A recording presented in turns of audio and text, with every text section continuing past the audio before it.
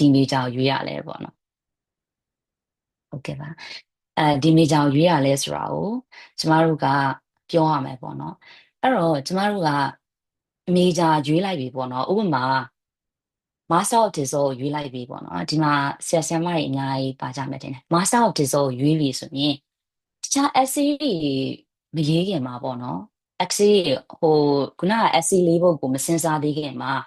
ကိုကအရင်ဦးဆုံးပေါ့နော်ဒီမေဂျာကိုလျှောက်ပြီဆိုရင်အရင်ဦးဆုံးသိနေရမှာကိုကဒီ field မှာပေါ့နော်ဘယ်လိုမျိုး educational challenges တွေဖြစ်နေလဲဘယ်လို gap တွေဖြစ်နေလဲပေါ့နော် gap ဖြစ်နေတဲ့နေရာတွေကဘယ်လိုနေရာတွေမှာ gap တွေဖြစ်နေလဲဘယ်လိုပညာရေးဆိုင်ရာစိန်ခေါ်မှုတွေနဲ့ကြုံတွေ့နေရလဲ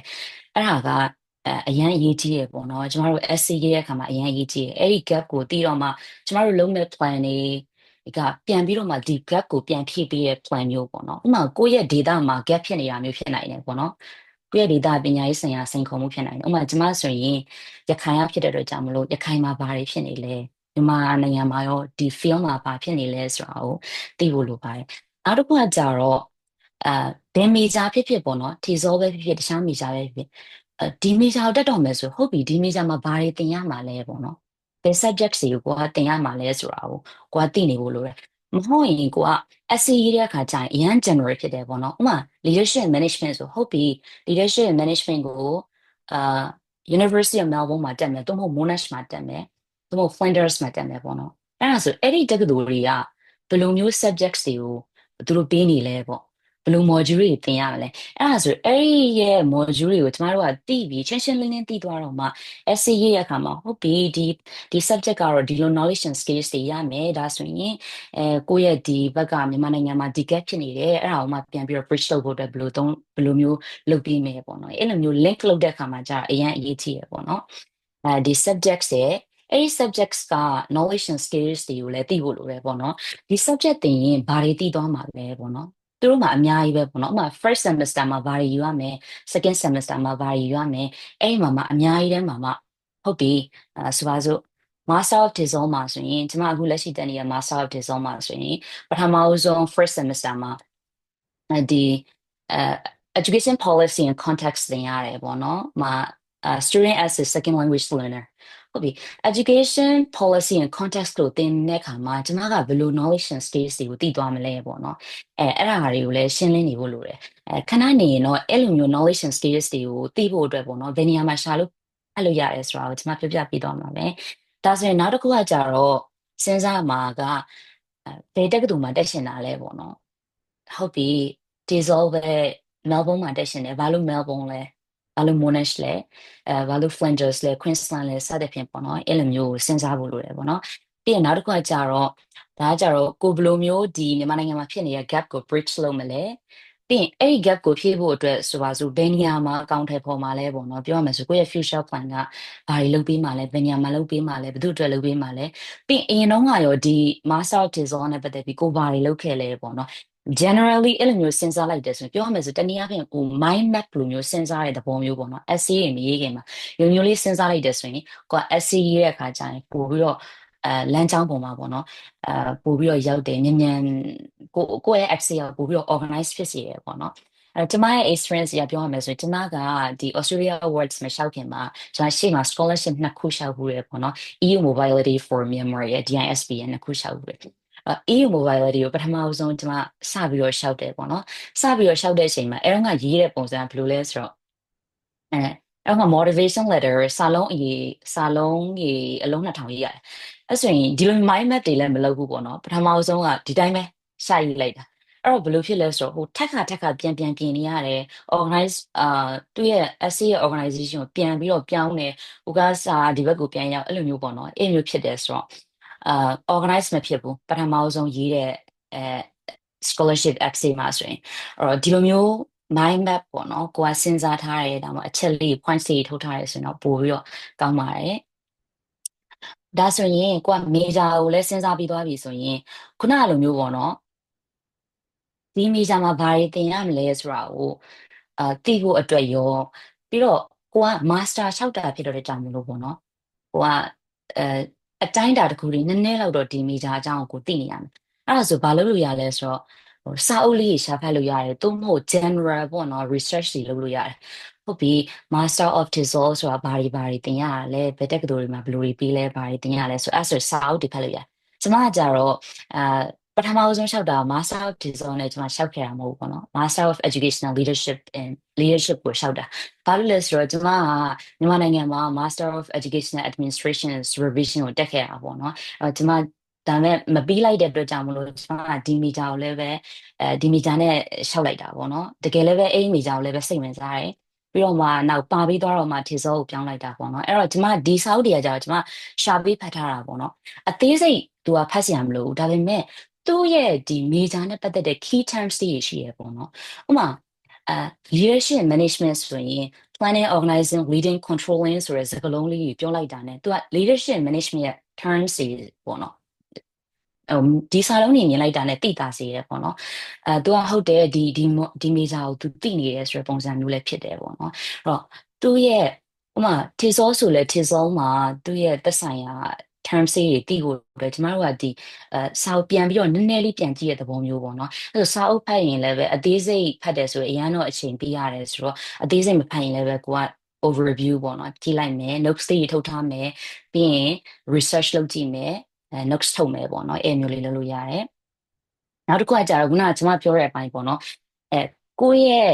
ဒီမီဂျာကိုတက်မယ်ဆိုရင်ဒီမီဂျာကိုဘာတွေသင်မလဲဆိုတာသိရမယ်အဲ့ဒါဆိုရင်ဒီ University of Melbourne ကိုသွားမယ်ဆိုလို့ရှိရင်ကိုယ့်ရဲ့မေဂျာကိုရှာလိုက်တယ်ပေါ့နော်ဥပမာ Master of Dissolve the University of Melbourne ဆိုပြီးရှာလိုက်မယ်ဆိုသူတို့ရဲ့ handbook မှာအကုန်လုံးကိုဖော်ပြထားတယ်ပေါ့နော်ဒီမှာဆိုရင်တို့က first semester မှာ education policy and context ဆိုသင်ရမယ် literacy and local and global context understanding the student as learner engaging with research and education ဒီလိုမျိုးလေးခုရှိရပေါ့နော်အဲ့ဒါဆိုရင်ဟုတ်အတန်လေးရောကြားရလားမသိရှင်တခါ line မကောင်းတာဖြစ်မှာဆိုလို့ဟုတ်ကြားရပါတယ်သူချကြားက်ပါတယ်ဆရာမကြီးဟုတ်ကဲ့ပါဟုတ်အဲ့ဒါဆိုရင်ဒီလေးခုရှိရပေါ့နော်ဒါဆိုရင်ဒီဟာကိုကြည့်လိုက်တာနဲ့ကိုကဒီ education policy and context မှာဘာတွေသင်ရမယ်ဆိုတာကိုမသိသေးဘူးပေါ့နော်ဒီဟာကြတော့ဟုတ်ပြီဒီ subject တွေသင်ရမယ် first semester မှာအဲ့ဒါဆိုရင် second semester မှာကြတော့ကျမတို့က electives တွေရှိရဒါကတော့ electives ပေါ့နော်နှစ်ခုယူရမယ် leadership policy and social change well-being curriculum data and science of learning digital futures ဒါကြတော့မဖြစ်မနေယူရမယ် compulsory subject တွေဖြစ်တယ်ပေါ့နော် academic writing key concepts of language ဆိုတော့အဲ့မှာဒီဟာနှစ်ခုကမဖြစ်မနေယူရမယ် major တွေဖြစ်တယ်ဒီရှေ့ကပေါ့နော်ပြောသွားတဲ့ဒီ6ခုတွေကကြတော့နှစ်ခုကိုယူရမယ်ပေါ့နော်အဲ့မျိုးဆိုတော့ကိုကရှာပြီးတော့ဖတ်ထားတယ်ဆိုလို့ရှိရင်ကိုက essay ရေးတဲ့အခါမှာဟုတ်တယ်ဒီဘာသာရပ်ကနေပြီးတော့ဘာတွေရမယ်ဘာတွေလုပ်လို့ရမယ်ဆိုတော့ပို့ပြီးတော့တိတိကျဖြစ်စေရပေါ့နော်အဲ့ဒါဆိုတော့သူတို့ရဲ့ policy handbook ကိုကိုက T-zone နဲ့ပဲရှောက်တခြား major နဲ့ပဲရှောက်ရှာပြီးတော့ဖတ်ကြည့်စေချင်ပါတယ် website တွေမှာသူတို့ပြောထားတာတွေရှိရပေါ့နော် Monash ဆိုလဲ Monash တခြားတက္ကသိုလ်ဆိုလဲတခြားတက္ကသိုလ်ပေါ့နော်အိမ်မှာရှာဖတ်လို့ရပါတယ်ဒါဆိုရင်သူကmodule တစ်ခုကိုဝင်ကြည့်လိုက်ပြီပေါ့နော်အဲ့ဒါဆိုသူက overview ဆိုပြီးပြောထားတယ်ပေါ့နော်ဒီ module မှာဘာတွေသင်ရမလဲဘာတွေလုပ်ရမလဲဆိုတာကိုသူပြောထားတာလေးရှိအဲ့ဒါဆိုအဲ့ဒါလေးကိုလည်း notes ထုတ်ထားလို့ရတယ် overview ရှိမယ်ပြီးရင်ဒီမှာ intended learning outcome ဆိုဒီ module ကိုသင်ရင်ဒီကိုဘာတည်သွားမလဲဘာတွေလုပ်နိုင်သွားမှာလဲပေါ့နော်အဲ့ဒါသူဖော်ပြထားတာရှိရယ်ပြီးတော့ဒီမှာဆိုရင်ဘယ်လို skills တွေရသွားမလဲဆိုတာကိုပြောထားတာရှိအဲ့တော့ဒီက skills တွေကိုဘာလုပ်လို့ရလဲဆိုတော့ဒီ DIP မှာပေါ့နော် DIP မှာဆိုရင်တစ်ပိုင်းပါတယ်သူကဒီဘာသာရပ်ကနေဘယ်လိုမျိုး knowledge တွေ skills တွေရမှာလဲဆိုပြီးတော့မေးထားတဲ့အပိုင်းရှိတယ်အဲ့ဒီအပိုင်းကိုရေးတဲ့အခါမှာကိုကဒီ module တွေကိုသိထားပြီဆိုရင်ကိုက detail ရေးလို့ရသွားပြီပေါ့နော်ဟုတ်ပြီဒီဘာသာရပ်ကိုသင်လိုက်တယ်ဆိုရင်ဒီဟာတွေရမယ်ပေါ့နော်ဒီလိုမျိုး tactical knowledge and skills တွေရမယ်ပြီးတော့ဒီဘက်မှာဆိုရင်လည်းကိုယ့်ရဲ့personal skills ကဘယ်လိုအရာတွေရမယ်ဆိုတာကိုတိတိကျကျရေးနိုင်မယ်ပေါ့နော်ဒါဆိုရင်ပထမဆုံး XC1 ကိုပေါ့နော်ကြည့်ပါမယ် XC1 မှာကျတော့ကျွန်မဘယ်လိုရေးခဲ့လဲဆိုတော့အရင်တော့ကပေါ့နော်ဗီဒီယိုတစ်ခုတော့sharing လုပ်ပေးခဲ့ဘူးလေအဲ့ဒါကိုကြည့်ရတဲ့သူတွေဆိုရင်နည်းနည်းတော့တူမှတ်တယ်အဲ့တော့ XC1 ကိုရေးတဲ့အခါမှာကျွန်မကပထမ SC1 မှာကြတော့ဘာလို့ဒီ course ကိုရွေးရလဲပြီးတော့ဘာလို့ဒီတက္ကသိုလ်ရွေးရလဲအဲ့ဒီမှာတက္ကသိုလ်အတွက်က reason က3ခုပေါ့နော် course အတွက်ကိုပြောရတော့မယ်ပေါ့နော်ဘာလို့ဒီ course ကို ယူရလဲပေါ့နော်အဲ့ဒီမှာကြတော့ခုနက gap ကိုကသိနေပြီဆိုလို့ရှိရင်ခုန educational challenges တွေကိုသိနေပြီဆိုရင်ကိုကပြောလို့ရတာဟုတ်တယ်မြန်မာနိုင်ငံမှာအရင်တော့ကတော့ပညာရေးမှာဘယ်လိုအခြေအနေရှိခဲ့တယ်ပြီးရင်လက်ရှိမှာသူတို့ကဘာတွေလုပ်နေကြတယ်ဘာတွေကောင်းတဲ့ပေါ်နေရဲပေါ့နော်အခုလက်ရှိမှာဘာတွေလုပ်နေအဲ့လိုအကောင့်ထဲပေါ်နေပေမဲ့လည်း gap ဖြစ်နေတဲ့နေရာကဘာလဲပေါ့နော် gap ဖြစ်နေတဲ့နေရာအာအဲ့ဒီနေရာက gap ဖြစ်နေတယ်အဲ့ဒါဆိုရင်ကိုကဒီ major ကိုသာတက်လိုက်မယ်ဆိုလို့ရှိရင်ဒီ gap ကိုက bridge လုပ်ပေးနိုင်တယ်ဆိုတဲ့ပုံစံမျိုးနဲ့ဒီမှာတော့အများကြီးမဟုတ်ဘူးပေါ့နော်ကိုကနည်းနည်းလောက်ပဲကိုကဒီ major ဟုတ်တယ်ဒီဒီ major ကိုဥမာတက်လိုက်တယ်ဆိုရင်ကိုကတကယ် educational specialist တယောက်ဖြစ်မယ်သို့မဟုတ် educational qualified educational leader တယောက်ဖြစ်မယ်ဆိုရင်ဒီ gap ကိုဖြည့်ပေးနိုင်တဲ့ဆိုပုံစံမျိုးနည်းနည်းလေးချိန်ပြီးရေးသွားတဲ့ပုံစံမျိုးပေါ့နော်အဲ့လိုမျိုးရေးလို့ရတယ်ပေါ့နော်ဒါမှမဟုတ်လည်းကိုယ့်ရဲ့ personal experience အရာကိုယ့်ရဲ့ personal story ကိုအခြေခံပြီးတော့လည်းရေးလို့ရတယ်ပေါ့နော်ကိုဘယ်လိုကြုံတွေ့ခဲ့ရတယ်အဲ့ဒီမှာဘယ်လို gap တွေဘယ်လို educational challenges တွေကိုမြင်တွေ့ခဲ့ရတယ်ဆိုပြီးတော့မှအခြေခံပြီးတော့လည်းရေးလို့ရတယ်ဒီဘက်က reason မှာကြတော့၃ခုပေါ့နော် institution နဲ့ပတ်သက်တဲ့ reason ၃ခုမှာကြတော့အဲ့မှာအကုန်လုံးလဲတော်တော်များတော့ပြောတာကြားဘူးကြမယ်ထင်တယ် ranking ကိုအဓိကထားပြီးမရေးနဲ့ဆိုတာတော့ဟုတ်တယ်ပေါ့နော်တက္ကသိုလ်ရဲ့ ranking ကြောင့်မဟုတ်ဘဲနဲ့ခြား reason တွေအများကြီးပေးလို့ရတယ်ပေါ့။ဥပမာကိုကဘယ် module ကတော့အရင်စိတ်ဝင်စားစရာကောင်းတယ်အဲ့လိုမျိုးလဲ reason တစ်ခုအနေနဲ့ပေးလို့ရတယ်ပေါ့။ဥပမာUnimel မှာတက်မယ်ဆို Unimel မှာဆိုဘယ်လို activities တွေဘယ်လိုဟာတွေလုပ်လို့ရတယ်အဲ့ဒါအဲ University of Melbourne မှာဆိုဘယ်လို activities တွေလုပ်လို့ရတယ်ပေါ့အဲ့မျိုး reason ၃ခုပေါ့နော်။ထူးခြားတဲ့ reason ၃ခုကိုစဉ်းစားမယ်ပေါ့နော်။အဲ့တော့အရေးကြီးဆုံးက essay ဒီ essay ကိုမရေးခင်မှာဒါလေးတွေကိုအရင် list လေးလုပ်ပြီးတော့မှရေးရင်ပို့ပြီးတော့မှကောင်းတယ်ပေါ့နော်ဒါကတော့ကျွန်မရေးခဲ့တဲ့ပုံစံဖြစ်ပါတယ် XA1 ပေါ့နော်ဒါဆိုရင် XA2 မှာကြတော့ကျွန်မကဒီပြောတဲ့အခါမှာဒီဘာသာရပ်ကိုသင်ရင်ကျွန်မဘယ်လိုမျိုး knowledge and skills တွေရမယ်ဆိုတာကိုပြောတယ်ပေါ့နော်ပြီးရင်အဲ့ဒီရတဲ့ဟာနဲ့ကျွန်မဘာပြန်လုပ်လို့ရလဲဆိုတာကိုပြောတယ်ဘာပြန်လုပ်လို့ရလဲဆိုတာကိုပြောတဲ့အခါမှာ future plan မှာလည်းဘာပြန်လုပ်လို့ရလဲဆိုတာကိုပြောရတယ်ပေါ့ဒီမှာလည်းပြောရတယ်ဘယ်လိုကွာလဲဆိုတော့နောက်ဆုံး essay 4က future plan ကကြတော့အရင် detail ဖြစ်တယ် practical example တကယ်လက်တွေ့လုပ်လို့ရတဲ့ဟာကိုပဲပြောတယ်ဒီမှာကျတော့ကိုက impact တွေကိုပါအများကြီးထည့်လို့ရတယ်ပေါ့နော်ဒီကိုလုံးမဲ့ဟာကလည်း XA4 နဲ့လည်းသူကချိတ်ဆက်နေဖို့လို့ဒီမှာဟုတ်တယ်ဗာပြန်လုပ်လို့ရတယ်ဆိုပြီးတော့ကိုကတော့ပြောတယ်ဒါပေမဲ့ XA4 မှာလောက်တာနဲ့ဒီမှာပြောတဲ့ဟာနဲ့ကအဲ့လို link မဖြစ်နေဘူးဆိုရင်လည်းပဲအဆင်မပြေဘူးပေါ့နော်အဲ့ဒါဆိုလုံးဝ link မဖြစ်ဘူးဆိုရင်ကိုယ့်ရဲ့ essay မှာ essay က logical ဖြစ်နေအဲ့ဒါသတိထားဖို့လိုရယ်ပေါ့နော်ဒါမှကြတော့ပို့ပြီးတော့ကြဲကြဲပြန့်ပြန့်ရေးလို့ရတယ်ပေါ့အဲ essay4 ထက်ဆိုင်အဲ့တော့ဒီမှာအဓိကကျမတို့ကရေးတဲ့အခါမှာဟုတ်ပြီပေါ့နော်ဒီဘာသာရပ်ကဘယ်လို knowledge and skills တွေလည်းရနိုင်လဲဆိုတာကိုရေးတဲ့အခါမှာအဓိကဘယ်လိုကွာမလဲဆိုတော့စာဖတ်ထားတယ်ကိုကတေချာလေးဖတ်ထားတယ် website မှာလည်း like ကြည့်ထားတယ်ခုနကလို learning outcomes တွေကိုလည်းဖတ်ထားတယ်ဆိုရင်ကိုကပို့ပြီးတော့ရှင်းရှင်းလင်းလင်းဖြစ်သွားတယ်ဒီညာလေးမှာကြာနည်းနည်းကွာနိုင်တယ်ပေါ့နော် general ရေးရတဲ့သူနဲ့တကယ်တိတိကျကျရေးရတဲ့သူနဲ့ဆိုရင်ဒီလိုကွာနိုင်တယ်တချို့ကြတော့လည်းဘယ်လိုမျိုးလေးရေးရမျိုးလေးလည်းရှိလဲဆိုတော့တချို့ကြတော့လည်း sharing လုပ်ပေးရလေး AS နဲ့ပတ်သက်ပြီးတော့လို့မျှဝေပေးရ show post တွေပေါ့နော်ကျမတို့တငယ်ချင်းတွေရေးထားတာလေးတွေ့ကြတော့သူတို့ကလက်ရှိမှာအခုဘာလုပ်နေတယ်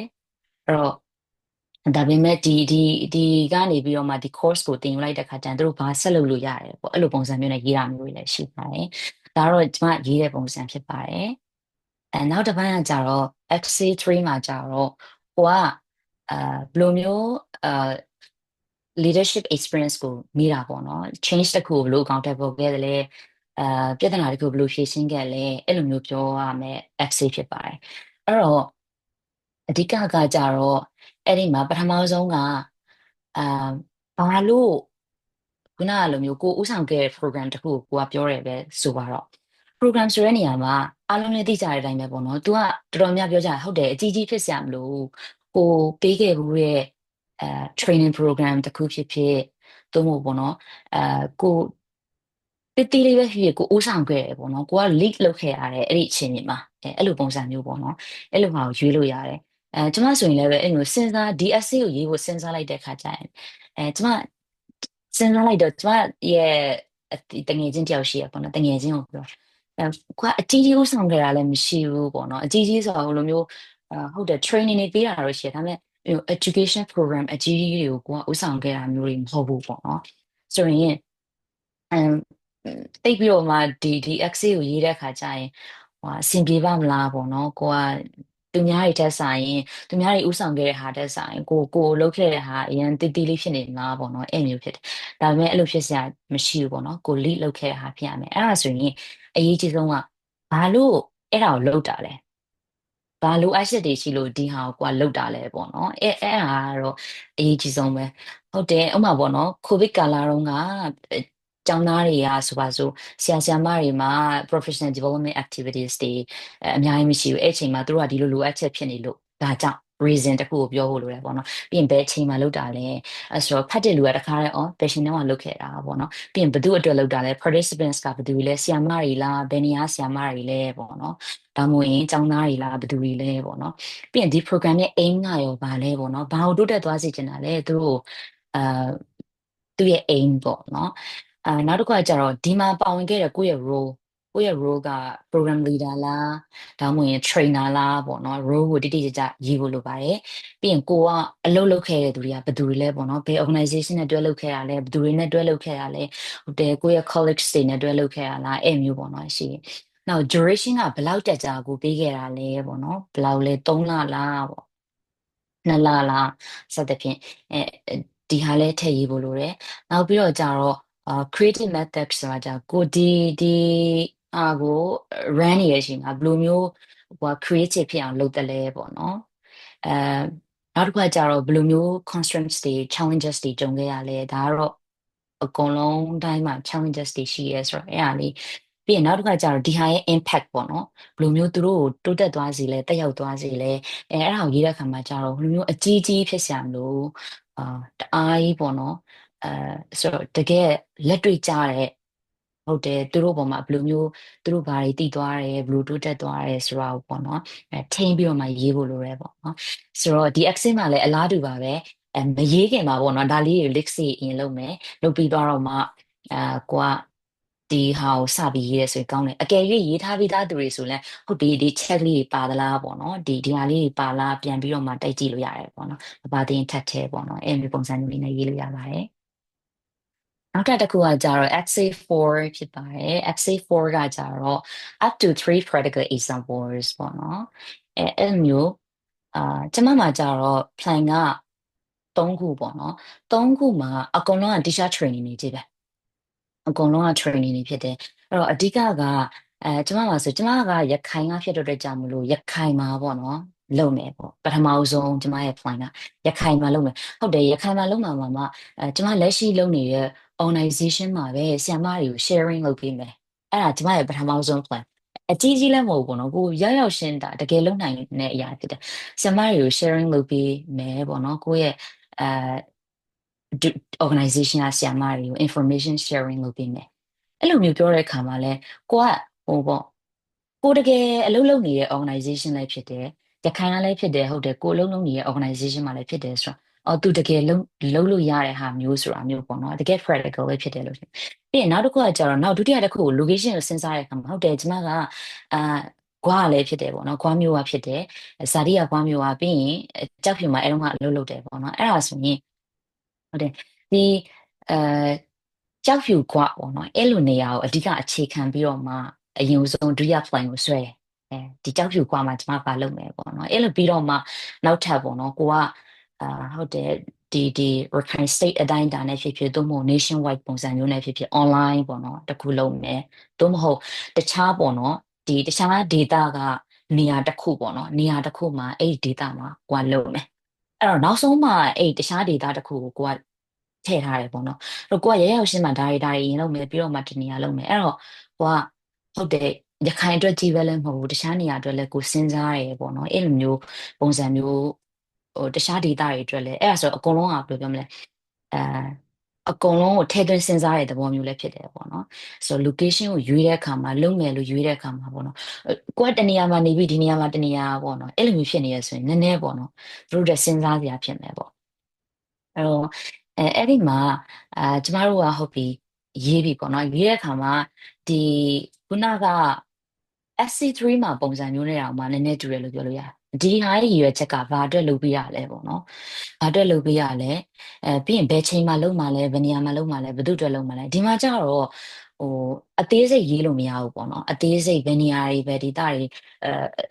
ဆိုတော့နည်းနည်းလေးပဲခြုံပြီးတော့ပဲရေးရတဲ့သဘောမျိုးဟို detail ပေါ့နော်အသေးစိတ်ဒီအများကြီးရေးလို့မရဘူးဒါပေမဲ့ဒီ information တွေကလည်းပါဖို့လိုတဲ့အတွက်ကြောင့်မို့လို့ကိုက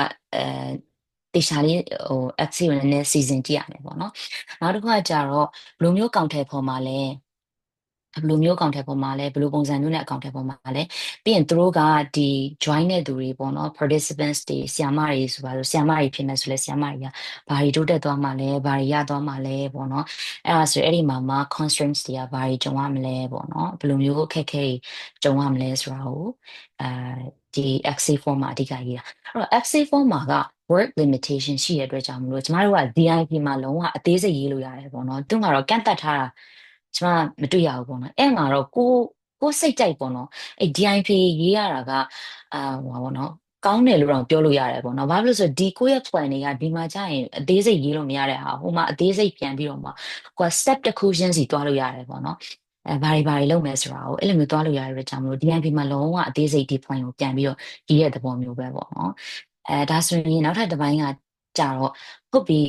ပေါ့နော်ကျွန်မရဲ့ access တွေကဘယ်လိုမျိုး link ဖြစ်နေလဲပေါ့နော် access က link ဖြစ်သလားပေါ့ဟုတ်ပြီကျွန်မက gap တစ်ခုကိုပြောလိုက်တယ် essay 1မှာပေါ့နော်မြန်မာနိုင်ငံမှာဘယ်လို challenges တွေကြုံနေရတယ်ကိုယ့်ဒေသမှာပေါ့နော်ဘယ်လို challenges တွေကြုံနေရတယ်ကိုပြောတယ်ပြီးရင်နောက်တစ်ခုကကြာတော့ပြီးရင်ဒီမှာကျွန်မရဲ့ plan ကအဲ့ဒီ gap ကိုပဲပြန်ဖြည့်ပေးမယ် plan ပဲနောက်ဆုံး future plan ကအဲ့ဒီပထမ essay 1မှာထောက်ပြခဲ့တဲ့ gap ကိုပဲပြန်ဖြည့်မယ်ပေါ့နော်အဲနောက်ပြီးတော့ဒီမှာရမယ်ပေါ့နော် essay 2မှာရေးတဲ့ knowledge and skills တွေဘာတွေရမယ်ဘာတွေလုပ်မယ်ဆိုတာလေအဲ့ဒီ gap နဲ့ရောနောက်က plan နဲ့ရောချိန်နေဖို့လိုတယ်ပေါ့နော်ပြောတဲ့အခါမှာကိုကဒါလုပ်မယ်လို့ပြောပြီးတော့နောက်ဆုံး plan မှာကျတော့ဒီလူတွေအတွက်မပါဘူးဆိုလို့ရှိရင် link မဖြစ်နေဘူးပေါ့နော်အဲ့ဒါသတိထားဖို့လိုတယ်ပေါ့နော်နောက်တစ်ခုကကြတော့ change ကကြတော့ကျမလုပ်ခဲ့တဲ့ခုနကပြောခဲ့တဲ့ change တစ်ခုဆိုလို့ရှိရင်ကျမက teacher training ပုံစံမျိုးပဲလုပ်ခဲ့တာဖြစ်တယ်အဲ့ဒီမှာအဲ့ဒါဆိုတော့ဘယ်လိုမျိုးလဲဆိုတော့ကျမမှာအဲ့ဒီ capacity ရှိရဲဆိုတာကိုလည်းပြတာရောက်တယ်ပေါ့နော်ကျမဒါလုပ်ခဲ့တယ်ကျမဒါလုပ်နိုင်တယ်ပေါ့နော်ဒီဟာအတွက်အရင်တုန်းကလည်းဒီလိုမျိုးလုပ်ခဲ့တယ်ဆိုတော့ကိုနဲ့ဆက်တဲ့ဟာကိုအာရေးလို့လည်းရတယ်ရေးရဆိုလို့ရှင်တော့ခုနလိုမျိုးပေါ့နော် training လုပ်တယ်ဒီဘက်မှာလည်းပဲကိုပေးခဲ့တဲ့ program တစ်ခုဆိုတော့နည်းနည်း link ဖြစ်တယ်ပေါ့နော်မဟုတ်ရင်လည်းပဲအဲ့လိုမဟုတ်လည်းပဲတခြားဟာလည်းရေးလို့ရတယ်ပေါ့နော်အဲ့ဆိုတော့ပြန်ကြည့်မယ်ဆိုဒီ essay လေးခုလုံးက link ဖြစ်နေရဲဆိုတာကိုကျမတို့ကဟိုနည်းနည်းလေးသတိထားဖို့လိုတယ်ပေါ့နော်ရေးတဲ့အခါမှာကိုယ့်ရဲ့ essay ရှင်းတော့ညီညွတ်မှုရှိဖို့လိုပါတယ်နောက်ထပ်တစ်ပိုင်းကကြတော့ DIP ပေါ့နော် DIP မှာကြတော့အဲသူပြောထားတဲ့တစ်ပိုင်းဒီတစ်ပိုင်းကကြတော့ဘယ်လိုမျိုး knowledge and skills တွေရမလဲပေါ့နော် Australia Award Scholarship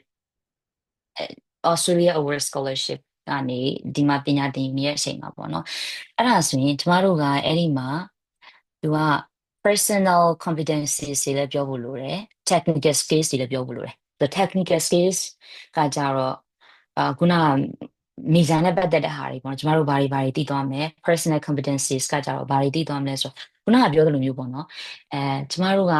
အဲ့ဒီ modules တွေရဲ့ website မှာသူတို့သင်ရမယ့် subject တွေကိုလိုက်ဖတ်လိုက်တယ်ဆိုရင်ဒီမှာအသေးစိတ်ရေးလို့ရတယ်ပေါ့နော်အဲ့ဒါဆိုတော့အဲ့ဒီမှာရေးတဲ့အခါမှာလည်းပဲကျမဒါဆိုရင်ကျမကဒီမှာဆိုရင် leadership and management နဲ့ပတ်သက်ပြီးတော့ modules တွေတခြားသင်ရမယ့် subject တွေအများကြီးရှိတယ်ဒါတော့နှစ်ခုပေါ့နော်ဒီနှစ်ခုကိုကျမဘယ်လိုမျိုးရေးလဲဆိုတာကိုဒီမှာနည်းနည်းလေးပေါ့နော်ထည့်ပေးတာဒီမှာဆိုကျမ organizational management မှာဆိုရင်ကျမဘာတွေသင်ရမယ်ဘာတွေသိသွားမယ်ဆိုတာကိုတေချာလေးပေါ့နော်စိတ်ရှိရှိနဲ့အဲ့ဒီနေရာလေးမှာရေးစေခြင်းနဲ့ပေါ့နော်သူက work limitation လည်းမရှိတော့ကိုယ့်ရဲ့ကိုပြကျင်တယ်လို့ပေါ့နော်ဒီဘာသာကိုသိနေတယ်ပေါ့ကိုကောင်းကောင်း research လုပ်ထားတယ်ဟိုကောင်းကောင်းလေးဖတ်ထားတယ်ပေါ့နော်ပြီးရင်ကိုအရင် passionate ဖြစ်တယ်ဆိုတာကိုဒီလိုမျိုးလေးရေးပြလိုက်တယ်ဆိုတော့သူသိနေတယ်ပေါ့နော်ဆိုတာကိုလည်းပြတာရောက်တယ်ပေါ့ဆိုရင်တေချာလေးဒီလိုမျိုးလေးဒါနှစ်ခုတည်းမဟုတ်ဘူးပေါ့နော်အများကြီးပဲကျမအဲ့မှာရေးထားတယ်ဆိုတော့အများကြီးပဲရေးတယ်ပေါ့နော်ဆိုတော့အသေးစိတ်လေးဒီမှာရေးစေချင်ပါတယ်နောက်ထပ်တစ်ပိုင်းကကြတော့ဒီအပိုင်းပေါ့နော် development impact plan မှာသူကဒီမှာလည်းနမူနာပေးထားတယ်အဲ့တော့ development impact plan ကခုနကပြောသလိုပဲ essay form မှာရှိတဲ့ဟာကိုပဲပြန်ပြီးတော့မှဒီမှာရေးတာဖြစ်တယ်ပေါ့နော်အဲ့ဆိုရင် essay form မှာရေးတဲ့ဟာကိုပ ထမဆုံး plan ကိုစဉ်းစားကြည့်မယ်ဆိုရင်ဟုတ်ပြီတခြား training ကအဲ့ဒီအကြောင်းမှာပေးမယ်ပေါ့နော်ကိုအလုပ်လုပ်တဲ့အကြောင်းမှာပေးမယ်ဆိုတော့မှန်တယ်အဲ့ဒါဆိုရင်ကိုက step တွေ text တစ်ခုကို step တွေအများကြီးရှိမယ်ပထမဆုံး step ကဆိုပါစို့ကိုကဒီအကြောင်းကသူတွေနဲ့ negotiate လုပ်ရမယ်ဟုတ်ပြီတခြားသောအကြောင်းမှာ ဆိုပါစို့ founder ရှိမယ် founder နဲ့ကိုယ်နဲ့က negotiate လုပ်ရမယ် negotiate ဟုတ်တယ် negotiation with ဥပမာ founder နဲ့လုပ်မယ်ပေါ့နော်အဲ့ဒီခါမှာပြဿနာကဘာဖြစ်နိုင်လဲဆိုတော့ constraints ကဘာဖြစ်နိုင်လဲဆိုတော့ဟုတ်တယ် तू ကအဲ့ဒီအချိန်မှာတခြားဟာတွေ तू လှုပ်ရှင်နေရတာမျိုးလည်းဖြစ်နိုင်တယ်ပေါ့နော်ဒါကတော့ကိုเจ้าမှာဆိုရင်တော့အရင်ကြီးတော့constraints ကအရင်ကြီးမဖြစ်သေးဘူးဒါပေမဲ့တခြားပေါ့နော်ဥပမာဒီမျိုးနယ်မှာလုပ်တော့မယ်တခြား negotiate လုပ်ရတဲ့သူတွေနဲ့stakeholders တွေနဲ့ပူးပေါင်းပြီးတော့မှစဉ်းစားရတော့မယ်ဆိုရင်အဲ့မှာ constraints တွေရှိပြီသူတို့မှလည်းသူတို့ priority တွေရှိနေနိုင်တယ်ပေါ့နော်ဒါမလို့ရှိရင်တခြားဟာအရင် counter ပေါ်ခြင်းနဲ့ဆိုတာမျိုးအဲ့မျိုး constraints တွေကိုစဉ်းစားရတယ်ပြီးရင်ဒီဟာအတွက်ဘာ resources လို့လဲ resources တွေဟို materials တွေဘာတွေလဲပါတယ်ပြီးရင်သူတို့ရဲ့ဥမာ agreement လို့ရယ်ဒါလည်းလိုအပ်တဲ့ဟာပဲပေါ့နော်ဘာလို့လဲဆိုသူတို့ဟုတ်တယ် agree လုပ်ပေးဖို့လိုတယ်ဆိုပထမဆုံး step က negotiate လုပ်မယ်ဥပမာဒုတိယ step ကဆိုပါစို့ဒီမျိုးကိုကဒီ plan ကိုဆရာကိုက teacher training program ပေးပြီဆိုရင်ဟုတ်တယ်ဆရာမတွေက background မတူတဲ့ဟာတွေကလာတယ်အဲ့ဆိုရင်သူတို့မှာ experiences တွေကအများကြီးပဲအဲ့ဒါတွေကိုကိုဘယ်လိုခွဲခြားပြီးတော့ပေးမလဲပေါ့နော်ဒီ participants တွေဘယ်လိုခွဲခြားပြီးပေးမလဲအဲ့ဒါဆိုရင်အဲ့လိုမျိုးခွဲခြားပြီးပေးမဲ့ဟာကိုကြတော့ကိုကသူတို့ဆိုပါစို့ need analysis လုပ်ရမယ်အဲ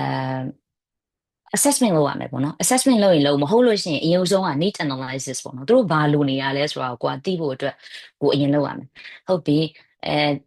ကိုဒုတိယ step ကအဲ့ဒါလုပ်မယ်အဲ့ဒါဆိုရင်အဲ့ဒီအချိန်မှာ constraints ကဘာတွေကြုံရမယ်လိုအပ်တဲ့ resources တွေကဘာအဲ့မှာဆိုပါစို့ကိုကဟုတ်တယ်assessment design တွေဆွဲရတော့မယ်ပေါ့ need analysis လုပ်ဖို့အတွက် assessment design တွေဆွဲရမယ်အဲ့ဆို resources မှာassessment ပါညာလိုတယ်ပေါ့ပြီးရင်တခြားလူတွေရဲ့ပူးပေါင်းမှုလိုတယ်စသဖြင့်အဲ့လိုမျိုး step ကိုတစ်ခုချင်းစီပေါ့နော်အသေးစိတ်တစ်ခုချင်းစီမှာအသေးစိတ်ရေးရဆိုရင်ဖတ်လိုက်တာနဲ့သူတို့ဖတ်လိုက်တာနဲ့ပေါ့နော်အော်ဟုတ်တယ်ဒီဖာအကောင့်ထဲပေါ်လို့ရတယ်ပထမ step နဲ့ဒုတိယ step နဲ့ link တတိယ step ကဟုတ်ပြီအဲ့ဒါပြီးသွားတာနဲ့နောက် step ပါလာမယ်အဲဆိုပါစို့ဥမာ module design တွေဆွဲရတော့မယ်ဆရာမတွေကိုဒီ training ပေးရမယ်ဒီ training program ကြီးမှာဘာတွေပေးမယ်ဆိုတာကိုတယောက်တည်းပဲဆွဲမလားပေါ့နော်ရှားလူတွေနဲ့ပူပေါင်းပြီးတော့ဆွဲမလားစသဖြင့်အဲ့လိုမျိုး step တစ်ခုချင်းစီကိုအသေးစိတ်ပေါ်ပြဖို့လိုပါတယ်အဲ့ဒါဆိုရင်plan 3ခုအတွက်3ခုရေးရဆိုရင်တော့ plan 3ခုအတွက်အသေးစိတ်ပေါ့နော်အဲ့လိုမျိုးလေးရေးစေချင်ပါတယ်ဟုတ်ကဲ့ပါနောက်ထပ်ကကြတော့နောက်ထပ်တစ်ပိုင်းကကြတော့ CV form ပေါ့နော် CV မှာကြတော့အများကြီးတော့ပြောကြမှာမရှိဘူးဒါပေမဲ့သူ့မှာဒီလိုမျိုးလေး work experience ကိုပြောတဲ့အခါမှာကိုယ်ဘယ်မှာအလုပ်လုပ်ခဲ့လဲဘယ် position နဲ့လုပ်ခဲ့လဲ major responsibilities တွေကဘာတွေလဲပေါ့နော်အဲ့ဒါကိုရေးတဲ့အခါမှာကြတော့ဆိုပါစို့ဒါကတော့တစ်ခုပေါ့နော်ဟုတ်တယ်ကျွန်မကဒီ organization တစ်ခုမှာလုပ်ခဲ့တာဖြစ်တယ်အဲ့မျိုးကိုယ့်ရဲ့ roles and responsibilities ကိုရေးတဲ့အခါမှာစိတ်ရှိရှိလေးနဲ့ပေါ့နော်အသေးစိတ်လေးရေးစေချင်ပါတယ်အသေးစိတ်လေးပေါ့နော်ဒါပေမဲ့သူမှာတော့250ဆိုပြီးတော့မှသတ်မှတ်ထားတာရှိတယ်ဒါဆိုလည်းအများကြီးရေးလို့ရတယ်ပေါ့နော် not exceeding 250ဆိုပေမဲ့အများကြီးရေးလို့ရတယ်ဆိုတော့အသေးစိတ်ကိုဘာတွေလုပ်ခဲ့တယ်အဓိကအဖြစ်ပေါ့နော်ကိုရှောက်တဲ့ major ရဲ့ role ကိုပေါ်လွင်အောင်ကိုကလည်းတကယ်လုပ်ခဲ့တာဖြစ်တယ်ပြီးတော့မှကို6တဲ့ major ရဲ့ role ကိုပေါ်လွင်အောင်ရေးဖို့လိုတယ်။ဥပမာ leadership and management ဆိုကို lead လုပ်ခဲ့တာလေးတွေကိုပေါ်လွင်အောင်ကိုကရေးရမယ်ပေါ့နော်။တကယ်လည်းလုပ်ခဲ့တာလည်းဖြစ်တယ်။အဲ့လိုမျိုးပေါ့နော်။ဥပမာ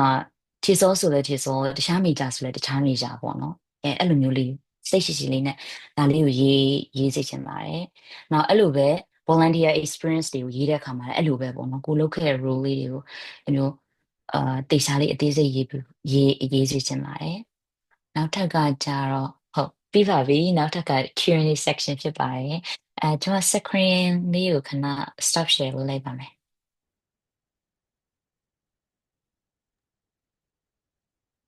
ဟုတ်ကဲ့ပါအမကြီးဟိုပါလေ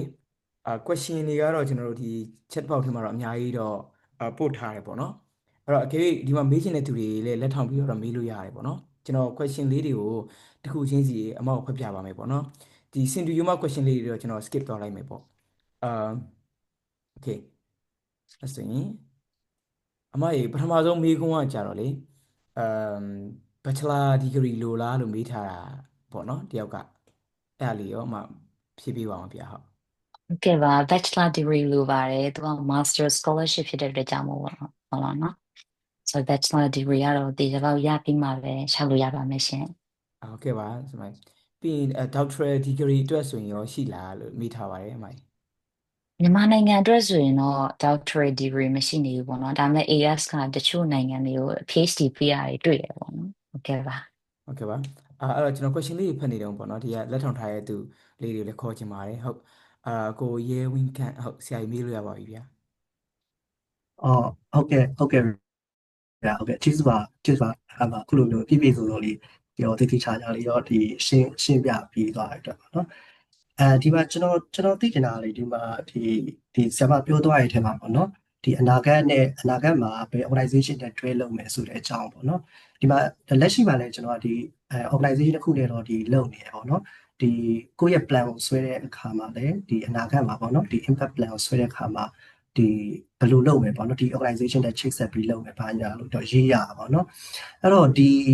တက်နေတဲ့2 လအတွင်းမှာဒီ organization တွေကမထင်မှတ်ဘဲနဲ့ break ဖြစ်သွားတဲ့အချိန်ကြာရေပေါ့နော်ဒီရေးထားတဲ့ကိုယ့်ရဲ့ impact plan နဲ့ပေါ့နော်ဒီပေါ့နော်ဒီကျောင်းပြီးသွားတဲ့အချိန်မှာဒီ organization ကိုရေးထားတဲ့ organization တွေကလက်မတွဲဖြစ်တော့တဲ့ဒီသဘောမျိုးဒီဖြစ်လာတယ်ဆိုရင်ပေါ့နော်ကိုရေးရတဲ့ essay ကအဲ့လိုမျိုးကြောင့်ဟိုဖြစ်လာပါတော့ကျွန်တော်ပြောနေရှုပ်သွားပါလားမသိဟုတ်နားလေဟုတ်ကဲ့ဟုတ်အဲ့ဒါတော့ရှိနိုင်တယ်ပေါ့နော်ကျမတို့ကဟုတ်တယ်အခုတော့ဒီ organization နဲ့လက်တွဲလို့ပြန်လာရင်ဒီ organization စီမှာပြန်လို့ရှင်တာလည်းလုပ်မယ်အကြောင်းမျိုးကြောင့်လက်တွဲဖြုတ်တာဒါအဓိကအရေးကြီးဆုံးကကိုက contribution လုပ်နေဖို့ပဲပေါ့နော်အဲ့တော့ plan ကပြောင်းသွားနိုင်တယ်ကိုကဒီမှာကျောင်းက2 နှစ်တောင်တက်တာဆိုတော့ဒါပေမဲ့အဓိကဒီ data မှာကိုလုပ်ပေးချင်တာဖြစ်တယ်ဒီ summary တွေလုပ်ပေးချင်တာဖြစ်တယ်ဆိုတော့အဲ့လိုမျိုးအပြောင်းလဲရတော့ရတယ်ပေါ့နော်ဟာအမြင်တော့ရတယ်လို့ရတယ်အဲဒါကတော့အချိန်ကာလအရောက်ပြောင်းလဲနေမှာပဲဆိုတော့လေဟုတ်ကဲ့အဲ့ဒါတော့စိတ်ပူစရာမရှိဘူးလို့ထင်ပါတယ်ရှင်ဟုတ်ကဲ့ပါဟုတ်ကဲ့ဗျာဟုတ်ကဲ့ကျေးဇူးပါဗျာဟုတ်ဟုတ်ကဲ့ပါဟုတ်ကဲ့ပါမိကုန်းလေးမေးပြတဲ့အတွက်ကျေးဇူးတင်ပါတယ်ကျွန်တော်နောက်တစ်ယောက်သွားလိုက်မယ်ပေါ့နော်ဟုတ်ဆီယမအာအတန်တော်လေးမှသွားရင်လေကျွန်တော်ခွင့်ပေးစီလိုပါတယ်ဆမ်မဆမ်ဘလူးလာဗျဟုတ်မေးလို့ရပါပြီနော်ဟုတ်ကဲ့ကျမကချင်တိုင်းရဲသူဆိုတော့ဆိုင်းဘူးပါရှင့်ဟုတ်ကဲ့တွေ့ရတာဝမ်းသာပါတယ်အမဆ iam အများကြီးပဲပြောပြပေးလို့လည်းကျေးဇူးတင်ပါတယ်ကျမသိချင်တာတစ်ခုကဆ iam eligibility ထဲမှာပြောထားတဲ့အချက်တွေကလေဟိုပါပေါ့မြန်မာနိုင်ငံသားဖြစ်ရမယ်ဆိုတာနဲ့မြန်မာနိုင်ငံအတွင်းမှာနေထိုင်သူဖြစ်ရမယ်ဆိုတဲ့အချက်ပေါ့နော်အဲ့ဒီအချက်ကြတော့ဘယ်လိုပြောမလဲဒီဘက်တခြားအပြင်ဘက်ကိုရောက်နေတဲ့သူတွေအတွက်ကတော့ဥပမာထိုင်းလိုမျိုးရောက်နေရဆိုလို့ရှိရင်လေအဲ့ဒါဆိုတော့ဘယ်လိုစူးစမ်းဖို့အခွင့်အရေးကဘယ်လိုလုပ်ရှိနိုင်လဲဆိုတာမျိုးသိချင်တာပါရှင်မြန်မာနိုင်ငံမှာတော့မနေနိုင်တော့ဘူးလေအဲ့လိုဆိုတော့ဟုတ်တယ်ကျမလေးပေါ့နော်အဲ့ဒီဟာကိုဖတ်တော့လေဘယ်လိုပြောမလဲစဉ်းစားမိရပေါ့နော်တခြားဟိုဆရာဆရာမတွေဆိုလဲတခြားနိုင်ငံတွေမှာလည်းနေကြတဲ့သူတွေလည်းရှိတယ်လောဆယ်လက်ရှိအနေထားရအဲလက်ရှိအနေထားရပေါ့နော်အပြင်ဘက်ရောက်နေတဲ့သူတွေများတယ်ဆိုတော့အဲ့ဒီမှာနည်းနည်းတော့ပြောရခက်တယ်ပေါ့နော်သူတို့ရဲ့ eligibility criteria အဲ့လိုဖြစ်နေရဆိုတော့တချို့တွေကိုတငယ်ချင်းအတိတွေကိုလိုက်ပြီးတော့ဟိုပြောမလားပေါ့နော်ကိုဒီတခြားနိုင်ငံတစ်ခုမှာရောက်နေရဆိုတာကိုအမှန်တိုင်းပဲပြောမလားဒါပေမဲ့တခုရှိတာကကိုက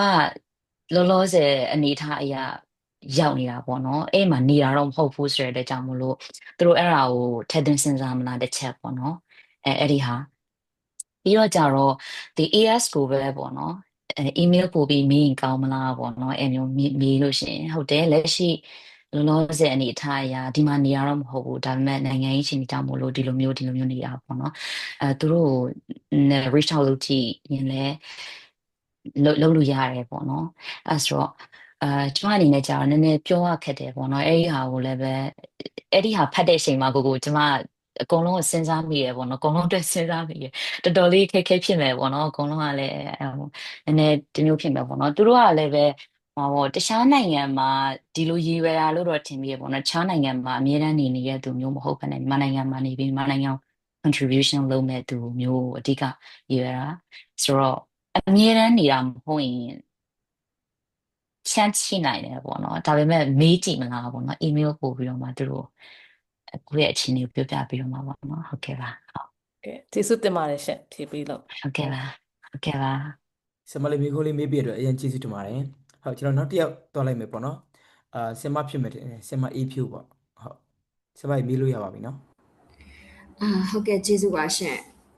တာလီဇာပါအာ ဒါလေးစားပါ ဟုတ်ကဲ့ညီမမေးချင်တာကပေါ့နော်အေဖြိုးကကြတော့2023ကပေါ့နော် Bachelor Degree ရခဲ့တယ်ဒါပေမဲ့လို့နိုင်ငံရေးအခြေအနေကြောင့်ပေါ့နော်သူတို့ကဘွဲထောက်ခံစာပဲထုတ်ပေးတယ်ပေါ့နော်အဲ့လိုပုံစံမျိုးပေါ့ဆိုတော့အခုကကြတော့ဘွဲထောက်ခံစာပဲလက်ထဲမှာရှိတယ်ဒါပေမဲ့ဘွဲလက်မှတ်တော့မရှိဘူးပေါ့အဲ့လိုပုံစံမျိုးဖြစ်နေပါတယ်နောက်ထပ်တစ်ခုကကြတော့လေအေဖြိုးဒီနေ့တနေ့အကုန်လုံးပေါ့နော် course နဲ့institution ပေါ့နော်အဲ့ဒါကိုလိုက်ရှာနေတာဆိုတော့လေcourse ကိုတော့တွေ့ပါတယ်ဒါပေမဲ့လို့သူ့မှာပါတဲ့ဒီ curriculum တွေကိုအေဖြိုးရှာလို့မရဘူးဖြစ်နေတယ်ပေါ့နော်အဲ့လိုပုံစံမျိုးပေါ့အဓိကအဖြစ်ရှာတာကတော့ဒီ Flinders University ပေါ့နော်အဖက်ကိုလိုက်ပြီးတော့ရှာနေတာပေါ့ဆိုတော့အဲ့ဒီမှာတွေ့တာက education Master of Education ပေါ့နော်အဲ့ဒါကိုတွေ့တယ်ဒါပေမဲ့လို့ဒီ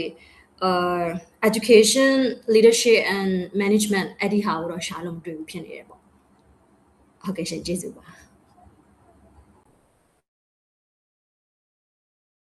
sorry ဟုတ်ကဲ့ mute ဖြစ်နေတယ်ဟုတ်ကဲ့ sorry ပါပထမဆုံးမေးခွန်းကနေအရင်သွားလိုက်မယ်ပေါ့နော် bachelor certificate ပဲရှိရဆိုရင်ဘွဲထောက်ခံစာပဲရှိရဆိုရင်တော့နည်းနည်းပေါ့နော်သူတို့က transcript တွေပါတောင်းတဲ့အတွက်ကြောင့်မလို့ဘွဲလက်မှတ်ပြဖို့တော့လိုအပ်မယ်လို့ထင်တယ်ပေါ့နော်ဆိုတော့ဘယ်လိုမျိုးအဲ့ဒါကိုနည်းနည်းပေါ့နော်ဘယ်လိုလုပ်ကြည့်မလဲပေါ့အဲ့ဒါတခုတော့စဉ်းစားရမယ်ထင်တယ်နောက်တစ်ခုကကြတော့အဲ့ဒီတချို့ဟုတ်တယ်တက္ကသိုလ်တွေမှာတချို့ major တွေကအဲ့လိုမျိုးoffer မလုပ်တာရှိရပေါ့နော်တချို့ major တွေဆိုကိုယ့်ရဲ့ major က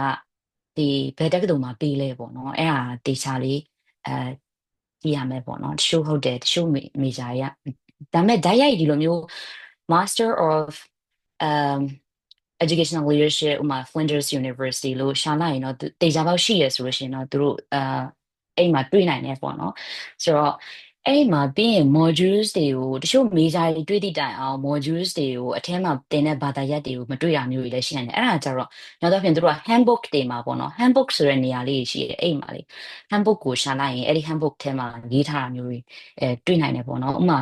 University of Melbourne မှာဆိုရင် handbook မှာရေးထားတယ် Monash မှာဆိုရင်လည်းပဲ education သမားတွေအတွက်ဆိုရင်တော့ Monash မှာဆိုရင်လည်းအဲ့လိုပဲပေါ့နော် handbook မှာရေးထားတာတွေရှိရပေါ့နော်အဲ့ဒီမှာကြည့်လို့ရပါတယ်ရှင်ဟုတ်ကဲ့ပါပထမဟာတော့လေအသေးစိတ်ကိုတော့ဘယ်လိုကြံပြရမှမသိဘူးဖြစ်နေရပေါ့နော်ဒါပေမဲ့အရန်နားလေအခက်အခဲဖြစ်နေတာကိုကဒါကိုလည်းရှောက်ရှင်တယ်ကိုကဒါဖြစ်နေရဆိုတော့လေဟုတ်ကဲ့ပါစူးစမ်းကြည့်မယ်ပေါ့နော်စူးစမ်းကြည့်ပြီးတော့မှဘယ်လိုမျိုးလေးတခြားဘယ်လိုမျိုးရနိုင်တဲ့ဟာမျိုးလေးရှိလားပေါ့နော်အဲ့မျိုးနဲ့ပထမအဲ့ဒီ degree certificate မရှိရင်တော့နည်းနည်းပြဿနာရှိနိုင်တယ်ပေါ့နော်သူတို့က transcript တွေကိုလည်းကြည့်မှာဆိုတော့လေဟုတ်ကဲ့ဟုတ် transcript ကပေါ့နော်လေးနှစ်လုံးအတွက်ဒီအမှတ်စီရင်ကတော့အေဖြိုးလက်ထဲမှာရှိပါတယ်ရှင်ဘွဲလက်မှတ်တစ်ခုပဲမရှိတာပေါ့လို့ပုံစံမျိုးtranscript ရှိရဆိုရင်အဲ့ဒါဆိုရင်တော့နည်းနည်းပေါ့နော်နည်းနည်းအဆင်ပြေလောက်မလားပေါ့နော်ဝက်လက်မှတ်ပဲလို့လားဆိုတော့လေဝက်လက်မှတ်ပဲလို့ရ transcript ကရှိနေရဆိုတော့လေနှစ်ခုလုံးမရှိဘူးဆိုရင်အဓိက transcript ကမရှိဘူးဆိုရင်ပြဿနာရှိတယ်ပေါ့နော်အဲ့ဒါဆိုတော့နည်းနည်းအဆင်ပြေလောက်မယ်လို့ထင်ပါတယ်ရှင်ဟုတ်ကျေးဇူးပါဟုတ်ကျေးဇူးတင်ပါတယ်ဆရာမအေးဖြိုးကျွန်တော်တို့ဒီ chat ထဲမှာရှိတဲ့မိကုန်းလေးတွေကိုလည်းတလဲသွားလိုက်မယ်ပေါ့နော်ကျွန်တော်တစ်ချက်စောင့်ပြကြပါအောင်ဆရာမတို့ okay ပထမဆုံးမိကုန်းလေးကကြတော့ပေါ့နော်သူတို့ဒီ GPA တွေကို GPA ပုံစံပြောင်းပေးဖို့လိုလားပေါ့နော်ဒါမှမဟုတ်ရင်ကျွန်တော်တို့ဒီ original scale တွေနဲ့ရှောက်လို့ရလားပေါ့နော်အဲ့လိုတော့ပြောထားတယ်ဗျ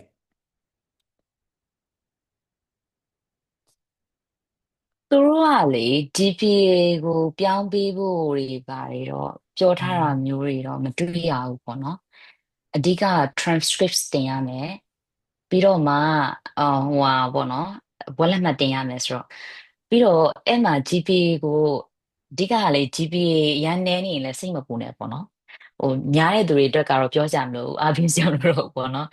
ခိုင်ကြရင်ကိုက bachelor GPA နည်းနေရတွေပါရှိရဆိုရင်အဲ့လိုသူများ ဒီမိကုန်းနဲ့တော့အရင်တော့မဆိုင်ဘူးပေါ့နော်တက်တက်ဖြည့်ပြီးပြောတာဖြစ်ပါတယ်ဟုတ်သူများတွေလောက်ပေါ့နော်အဲ့လိုမျိုး GPA မမြင့်လို့ဆိုပြီးတော့မှ chance နည်းမလားပေါ့နော်တချို့တငယ်ချင်းတွေရှိတယ်ကျမဆိုရင်လည်းပဲအဲ့လောက်ကောင်းနေရမဟုတ်ဘူးပေါ့နော် GPA အရင်ကောင်းနေရမဟုတ်ဘူးဒါပေမဲ့ GPA နည်းရင်တော့မှဒီမှာကသူတို့အဲ့ဒီ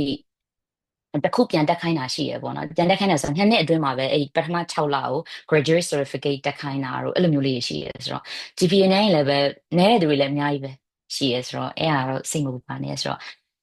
ပြန်ပြောင်းပေးကြတော့လိုလောက်ဘူးလို့ယူဆတယ်ပေါ့နော်ဟုတ်ကဲ့ကျေးဇူးတင်ပါတယ်ဆရာမကျွန်တော် motivation ပေးလိုက်တယ်လို့ပဲပေါ့နော် Okay နောက်ထပ်မိကုံးလေးတစ်ခုကကျတော့ဆရာမတစ်ယောက်ကမေးထားတာပေါ့နော်ဒီသူ့မှာရှိတဲ့ဒီ degree certificate တွေအကုန်လုံးကပေါ့ဒီ English လိုရေးထားတဲ့ဟာတွေပေါ့နော်အဲ့တော့ဒါတွေကို notary ထပ်ပြီးတော့ပြန်ဖို့လိုအပ်သေးလားဆိုပြီးမေးထားပါတယ်ဆရာမဟုတ်ကဲ့ပါဆို English လိုဖြစ်ပြီးသားဆိုရင်တော့ notary ပြန်ကြမလို့ပေါ့နော်ဒါပေမဲ့အဲ့ဒီရဲ့သူတို့ရဲ့ legibility documents မှာတစ်ချက်လေးတည်ကြအောင်လို့ပြန်ပြီးတော့စစ်ကြည့်လိုက်ရင်လည်းပဲတွေ့နိုင်တယ်ပေါ့နော်ဥမာ English လိုမဟုတ်တဲ့ဟာတွေကိုပဲ notary ပြန်ရမယ်ဆိုတာမျိုးပေါ့နော်အဲ့ဒါဆိုတစ်ချက်လေးဖတ်ကြည့်လိုက်ပြီးတော့မှEnglish လိုဖြစ်ပြီးသားဆိုရင်တော့ပြန်ကြမလို့ပေါ့ဟုတ်ကဲ့ကျေးဇူးပါဆရာမရေကနည်းနည်းလေးရှုပ်နေမလားတော့မသိဘူးကျွန်တော်ဒီထက်အတိုင်းလေးတော့ဖတ်ပြမယ်ပေါ့နော်โอเคပထမတစ်ခုကဘာလဲဆိုတော့လက်ရှိနိုင်ငံခြားမှာ full time လုပ်နေတဲ့သူတွေကောရှောက်လို့ရလားCV form ကလေonline form မှာဖြည့်ပြီးရင်သူတို့ပေးတဲ့ template မှာထပ်ဖြည့်ရပြီး upload လုပ်ပေးရသေးလားပေါ့နော်အဲ့တော့ online form မှာဖြည့်ရုံနဲ့ရောရလားဗျာဆိုပြီးတော့မေးထားပါတယ်အေးမာလေးကဆိုရင်တော့နှစ်ခုလုံးဖြည့်ရပေါ့နော်နှစ်ခုလုံးဆိုတာဟုတ်တယ်များတော့များတယ်ပေါ့နော် template မှာလည်းအများကြီးပဲဖြည့်ရတယ်ဟိုမှာလည်းဖြည့်ရတယ်ဆိုတော့နှစ်ခုလုံးမှာထင်တာကတော့သူတို့ဒီအကြောင်းမျိုးကြောင့် website မှာတစ်ခုခုရှိရင်ဒီဘက်မှာပြန်ကြည့်လို့ရအောင်လားပေါ့နော်အဲ့မျိုးလားဆိုတော့အဲ့တော့ဆိုနှစ်ခုလုံးကိုတင်ပေးရတော့ကောင်းတယ်လို့ထင်မိပါတယ်ရှင်ပြီးတော့နောက်တစ်ခုပထမမေးခွန်းပေါ့နော်လက်ရှိနိုင်ငံခြားမှာ full time အလုပ်လုပ်နေတဲ့သူတွေရောရှောက်လို့ရလားဆိုတော့ခုနကဟိုရှောက်လို့ရတယ်ဒါပေမဲ့ခုနက eligibility check တစ်ခုကိုပဲစဉ်းစားရမယ်ပေါ့နော်အဲ့ဒါဆိုကိုကအမြဲတမ်းဘယ်ကာလကနေဘယ်ကာလထိနေရလဲပေါ့နော်အမြဲတမ်းဒီမှာပဲအမျိုးအကြာကြီးလုံးနေရလားဘာလားပေါ့နော်အဲ့မှာ duration တွေပါလေနည်းနည်းရှိမလားပေါ့နော်ဒါပေမဲ့ဘလို့ဖြစ်ပေါ့နော်ကိုကဘလို့ချိန်နေမှာဖြစ်ဟိုစဉ်းစားပြီးတော့ဟုတ်တယ်ဒါကြောင့်မို့လို့ကိုကပေါ့နော်မစင်မပြေလို့မလျှောက်တော့ဘူးဆိုတာမျိုးမဟုတ်ဘဲနဲ့ကိုကရှောက်ကြည့်တာကိုယ်ပိုင်ပေါ့နော်ရှောက်ရမယ်ရှောက်ကြည့်ရတော့ဘလုံးရှောက်ကြည့်တင်တယ်ပေါ့နော်ဘလို့ဖြစ်ဒါပေမဲ့ကိုကဒီ eligibility check ကိုလည်းတစ်ချက်ပြန်ပြီးတော့ကြည့်ပြီးတော့မှလေသူတို့မေးချင်တဲ့ဟာလေးရှင်လည်း email ပို့ပြီးတော့အဲ့လိုမျိုးမေးလို့ရပါတယ်ရှင်ဟုတ်ကဲ့ကျေးဇူးပါဆရာမကြီးနောက်ထပ်မိကုံးလေးတစ်ခုကကြတော့အာ PhD of Education ကိုအသက်40ကျော်ဆိုရင်ရောရှောက်လို့ရလားပေါ့နော်အဲ့လိုမိထားတာပါအဲ့ဒါကကြတော့တိတလောက်ပေါ့နော်ဟိုအချက်လက်ကိုအခြေခံပြီးပြောရအောင်မဟုတ်ဘူးပေါ့နော်ကိုယ့်ရဲ့ personal အရာဒီတိုင်းပဲဟိုမှာအဲ့လိုမျိုး PhD အတွက် limit လောက်ထားတာမရှိဘူးလို့ယူဆတယ်ရှင်။ဘာလို့ဆိုတော့နည်းနည်းကြီးရဲ့သူတွေလည်းတက်နေကြတာတွေ့ရဆိုတော့လေ။ဆိုတော့ပြီးရင်ကျမတို့ဆိုရင်လည်းပဲဟို master ပြီးသွားပြီးရင်အလုပ်ကလည်းလုပ်အောင်မယ်ဟိုလည်းပြန်မယ်ဗာညာနဲ့ဆိုလို့ရှိရင်အလုပ်လုပ်တာနဲ့ဆိုရင် PhD တက်မယ်ဆိုရင်အဲ့ဒီ39ရှစ်အဲ့လိုဝင်းကျင်နေဖြစ်မယ်ထင်တယ်အကုန်လုံးကလေဆိုတော့ပြဿနာမရှိဘူးလို့တော့ယူဆရတယ်โอเคကျေးဇူးပါအဲ့တော့ဒီမှာလက်ထောင်ထားတဲ့သူတွေကျွန်တော်တက်လက်ပြန်သွားမယ်ပေါ့နော်ဟုတ်ကဲ့ဆရာဆရာမလားမသိပါနော်အန်တိုနီဟုတ်မေးခွန်းလေးမေးလို့ရပါပြီဗျဟုတ်ကဲ့ပါဆရာမကြီးကျွန်တော်မေးချင်တဲ့မေးခွန်းကပထမဆုံးကတော့ဒီreferee ပေါ့နော် referee မှာနှစ်ခုပေါ့နော်ဒီ professional work site ကတစ်ခုပေါ့နော်နောက်တစ်ခုကတော့ဒီ academic bank ပေါ့နော် university bank ကပေါ့နော်ဟိုအဲ့ဒီ academic bank ကဆိုလို့ရှိရင်ကျွန်တော်တို့ကဒီအစိုးရတက္ကသိုလ်မှာပေါ့နော်အစိုးရတက္ကသိုလ်မှာတက်ထားတဲ့ bachelor လေးကနေရထားတယ်ဒါပေမဲ့တချို့အခြေအနေတွေမှာကျွန်တော်တို့ဒီrecommendation တွေတောင်းနေရတာခက်တာမျိုးတို့ဘာလို့မျိုးရှိတယ်ဆိုတော့ကျွန်တော်တို့တခြား institute က college ကဖြစ်ပေါ့နော်အပြင် institute ကကိုတက်ခဲ့တဲ့college တာမဟုတ် institute က recommendation တွေနဲ့ကျွန်တော်တို့သွားလို့ရလားပေါ့နော် academic ပိုင်းပေါ့နော်ဒါမေးခွန်းတစ်ခုပေါ့နော်နောက်တစ်ခုကတော့ဒီ ဒီ research proposal ပေါ့နော် research proposal ကတော့သူတို့ format ပေးတဲ့ပုံမှာကျွန်တော်တို့ဖြည့်ရတာလားများတော့အဖြစ်ဒါမှမဟုတ် free ပေါ့နော် free format လားပေါ့နော်ဒါများတော့အဖြစ်ကတော့ဒီ research master အတွက် research solution ဒါတွေသူတို့များတော့အဖြစ်တောင်းလို့ရှိပေါ့နော်အဲ့တစ်ခုပေါ့နော်နောက်ဆုံးတစ်ခုကတော့ဒီ master တက်မဲ့လူတွေအတွက်ဆိုလို့ရှိရင်ဒီbachelor ကတော့ for example က English နဲ့ပြီးထားတယ် bachelor ကိုဒါပေမဲ့သူယူချင်တဲ့ master ကတခြားဒီ social science တို့ပါတော့ဒါပေမဲ့ experience ကသူကရှိတယ်ဆိုလို့ရှိရင်တော့အဆင်ပြေမလားပေါ့နော်ကိုယ့်ရဲ့ bachelor နဲ့သူ relevant တော့မဖြစ်ဘူးဒါပေမဲ့ experience ရတော့သူက relevant ဖြစ်တယ်ဆိုလို့ရှိရင်တော့အဆင်ပြေလားဆိုတော့မေးခွန်းလေးဟုတ်ဆွေးပါဟုတ်ကဲ့ပါမောင်လေးကူမှတ်ပေးပါအောင်မောင်မေကဟုတ်ပထမဆုံးကကြတော့ဘောနော်ပထမဆုံးမေကုန်းကသူက academic ဘိုင်းကနေပြီးတော့မရရင်တခြားပေါ့နော်တခြားဘက်ကနေပြီးတော့နှစ်ဆောင်တင်လို့ရတယ်ဆိုတော့ကိုယ် recommend ကောင်းကောင်းလုပ်ပေးခြင်းနဲ့ရေးပေးခြင်းနဲ့ဆရာဆရာမပေါ့နော်sorry ဆရာဆရာမမဟုတ်ဘဲနဲ့တခြား employer ဖြစ်နိုင်တယ်တခြားသူဖြစ်နိုင်တယ်ပေါ့နော်အဲ့မျိုးဆိုတော့နှစ်ယောက်ဆိုရင်အဆင်ပြေတယ်ဆိုတော့ပထမacademic field ကမရဘူးဆိုရင်လည်းပြဿနာမရှိဘူးဒုတိယတစ်ခုကကြတော့ master by coursework နဲ့ master by research ကို template ပေးထားလားဆိုတော့အဲ့တော့ဒီမှာအမှန်တိုင်းဝင်ခံရ master by coursework ကိုကျွန်မရှောက်တာဖြစ်တော့လေကြောင့်လို့လေ research ကိုကျွန်မ check မလုပ်လိုက်ရဘူးပေါ့နော်အဲ့ဒါ template ပေးထားလားဆိုတာကိုပြန်ပြီးတော့မှ website မှာပဲတစ်ချက်စစ်ကြည့်ပေးပါလို့ကျမရဲ့လိုအပ်ချက်ဖြစ်ပါတယ်ကျမအဲ့ဟာ template ပေးထားလားမပေးထားလားကိုမသိကြဘူးဖြစ်နေရပေါ့နော်နောက်ထပ်တစ်ခုကကြတော့ကိုယ့်ရဲ့ first degree ကဆိုပါစို့ bachelor arts ပဲဖြစ်တစ်ခုဖြစ်နေတယ်ဒါပေမဲ့ဒီဘက်မှာ social science ပါညာနဲ့အဲ့လိုမျိုးဆိုအဲ့လိုမျိုးတွေလည်းရှိရဆိုတော့ကိစ္စမရှိဘူးလို့ထင်တယ် show ဒီရှေ့ကဆိုပါစို့ BA English နဲ့ပြီးရ education တက်တယ်အမှန်အဲ့ဒါနဲ့တက်တယ်ဟိုတခြား bachelor မှာ major တစ်ခုနဲ့ဒီဘက်မှာဒါပေမဲ့ development study တို့စသဖြင့်တခြား major တွေတက်တာမျိုးတွေလည်းရှိရဆိုတော့ရတယ်ပေါ့နော်အဓိက bachelor ပြီးထားရမယ်ပေါ့နော်အဲ့ဒါပဲတချို့လုံးဝကြီး bachelor နဲ့ master နဲ့လုံးဝကြီးကိုဆက်ဆက်နေတဲ့ဘာသာရပ်မျိုးတွေဆိုရင်တော့စဉ်းစားကြရရှိနိုင်တယ်ဒါပေမဲ့အဲ့လိုမျိုးsocial science တို့ပါတို့ကတခြားဟာတွေကတော့အဆင်ပြေမယ်လို့ကထင်တယ်ပေါ့နော်ဟုတ်ကဲ့ပါကျေးဇူးတင်ပါတယ် Okay ကျေးဇူးတင်ပါတယ်ဟုတ်ဆရာမဖွေးကိုကျွန်တော်ဖိတ်ခေါ်ပါတယ်လှည့်ပေးပါတယ်ဗျဟုတ်hello မပပမင်္ဂလာပါအမမင်္ဂလာပါကျွန်မသိမယ်ထင်တယ်အမကျွန်မရဲ့ senior ဆိုတော့လေကြောင်းမှာပထမဦးဆုံးပါမေးချင်တာကတော့ဒီခုနဟိုပါပေါ့ဒီညီမလားအမလားတယောက်မေးပြီးသွားတော့ရှိရပေါ့နော်ဒီလေးနှစ်ကဒီ Java transcript ရထားတယ်ကျန်တဲ့ဟာဒီပြီးမြောက်ကြောင်း certificate ပဲရထားတော့ပေါ့နော်အဲ့ဒါလေးတစ်ခုကတော့အဲ့ဒါလေးတစ်ခုကတော့အဖြေမပပဖြေပြီးတဲ့အတွက်တည်သွားပြီပေါ့နော်နောက်တစ်ခုရှိတာကဒီညီမထပ်ထည့်ချင်တာအဲ့လိုမျိုးဒီ bachelor ရထားကြောင်း certificate ပဲဒီ approve ဖြစ်ကြောင်းပဲရထားတယ်နောက်တစ်ခုကကိုယ်မှလည်း working experience ရှိတယ်ဆိုရင်ရောဒါကအဆင်ပြေနိုင်လောက်လားပေါ့နော်work experience ကဟုတ်ပြီပေါ့နော်၄နှစ်ရှိတယ်bachelor ကခုနလိုမျိုးပေါ့နော်ဘွဲထောက်ခံစာပဲရှိရဆိုရင်တော့ချင်းနေရဘယ်လိုပြောမလဲမတက်နိုင်ဘူးလေနော်ဒီဟာနဲ့ပဲရှောက်ရမယ်ဆိုတော့ဟိုစင်ပြေမယ်လို့တော့အဲ့လိုမျိုးထင်မိရပေါ့နော် transcript လည်းရှိနေတယ် transcript ကိုမှရှိနေရဆိုတော့လေဒီဘက်ကတော့ဘွဲထောက်ခံစာမှန်တယ် work experience ကလည်းဖြစ်ရဆိုတော့ chance ရှိနိုင်တယ်ပေါ့နော်အဲ့လိုမျိုးဟုတ်ကဲ့အဲ့လိုမျိုးယူဆရင်မလေးကျေးဇူးတင်ပါတယ်နောက်တစ်ခုမေးချင်တာကအမှတွေ့တာပေါ့နော်ဒီ IS ကဒီ April နဲ့နောက်ပိုင်းဖြေထားတာကိုသူတို့က acceptable ဖြစ်တယ်လို့ပြောထားရပေါ့နော်ဒီညီမကြတော့ဒီ IS ဖြေထားတာကဒီ2025 January လကဖြေထားတာပေါ့နော်အဲ့လိုဆိုရင်ရော acceptable ဖြစ်နိုင်လောက်လားမ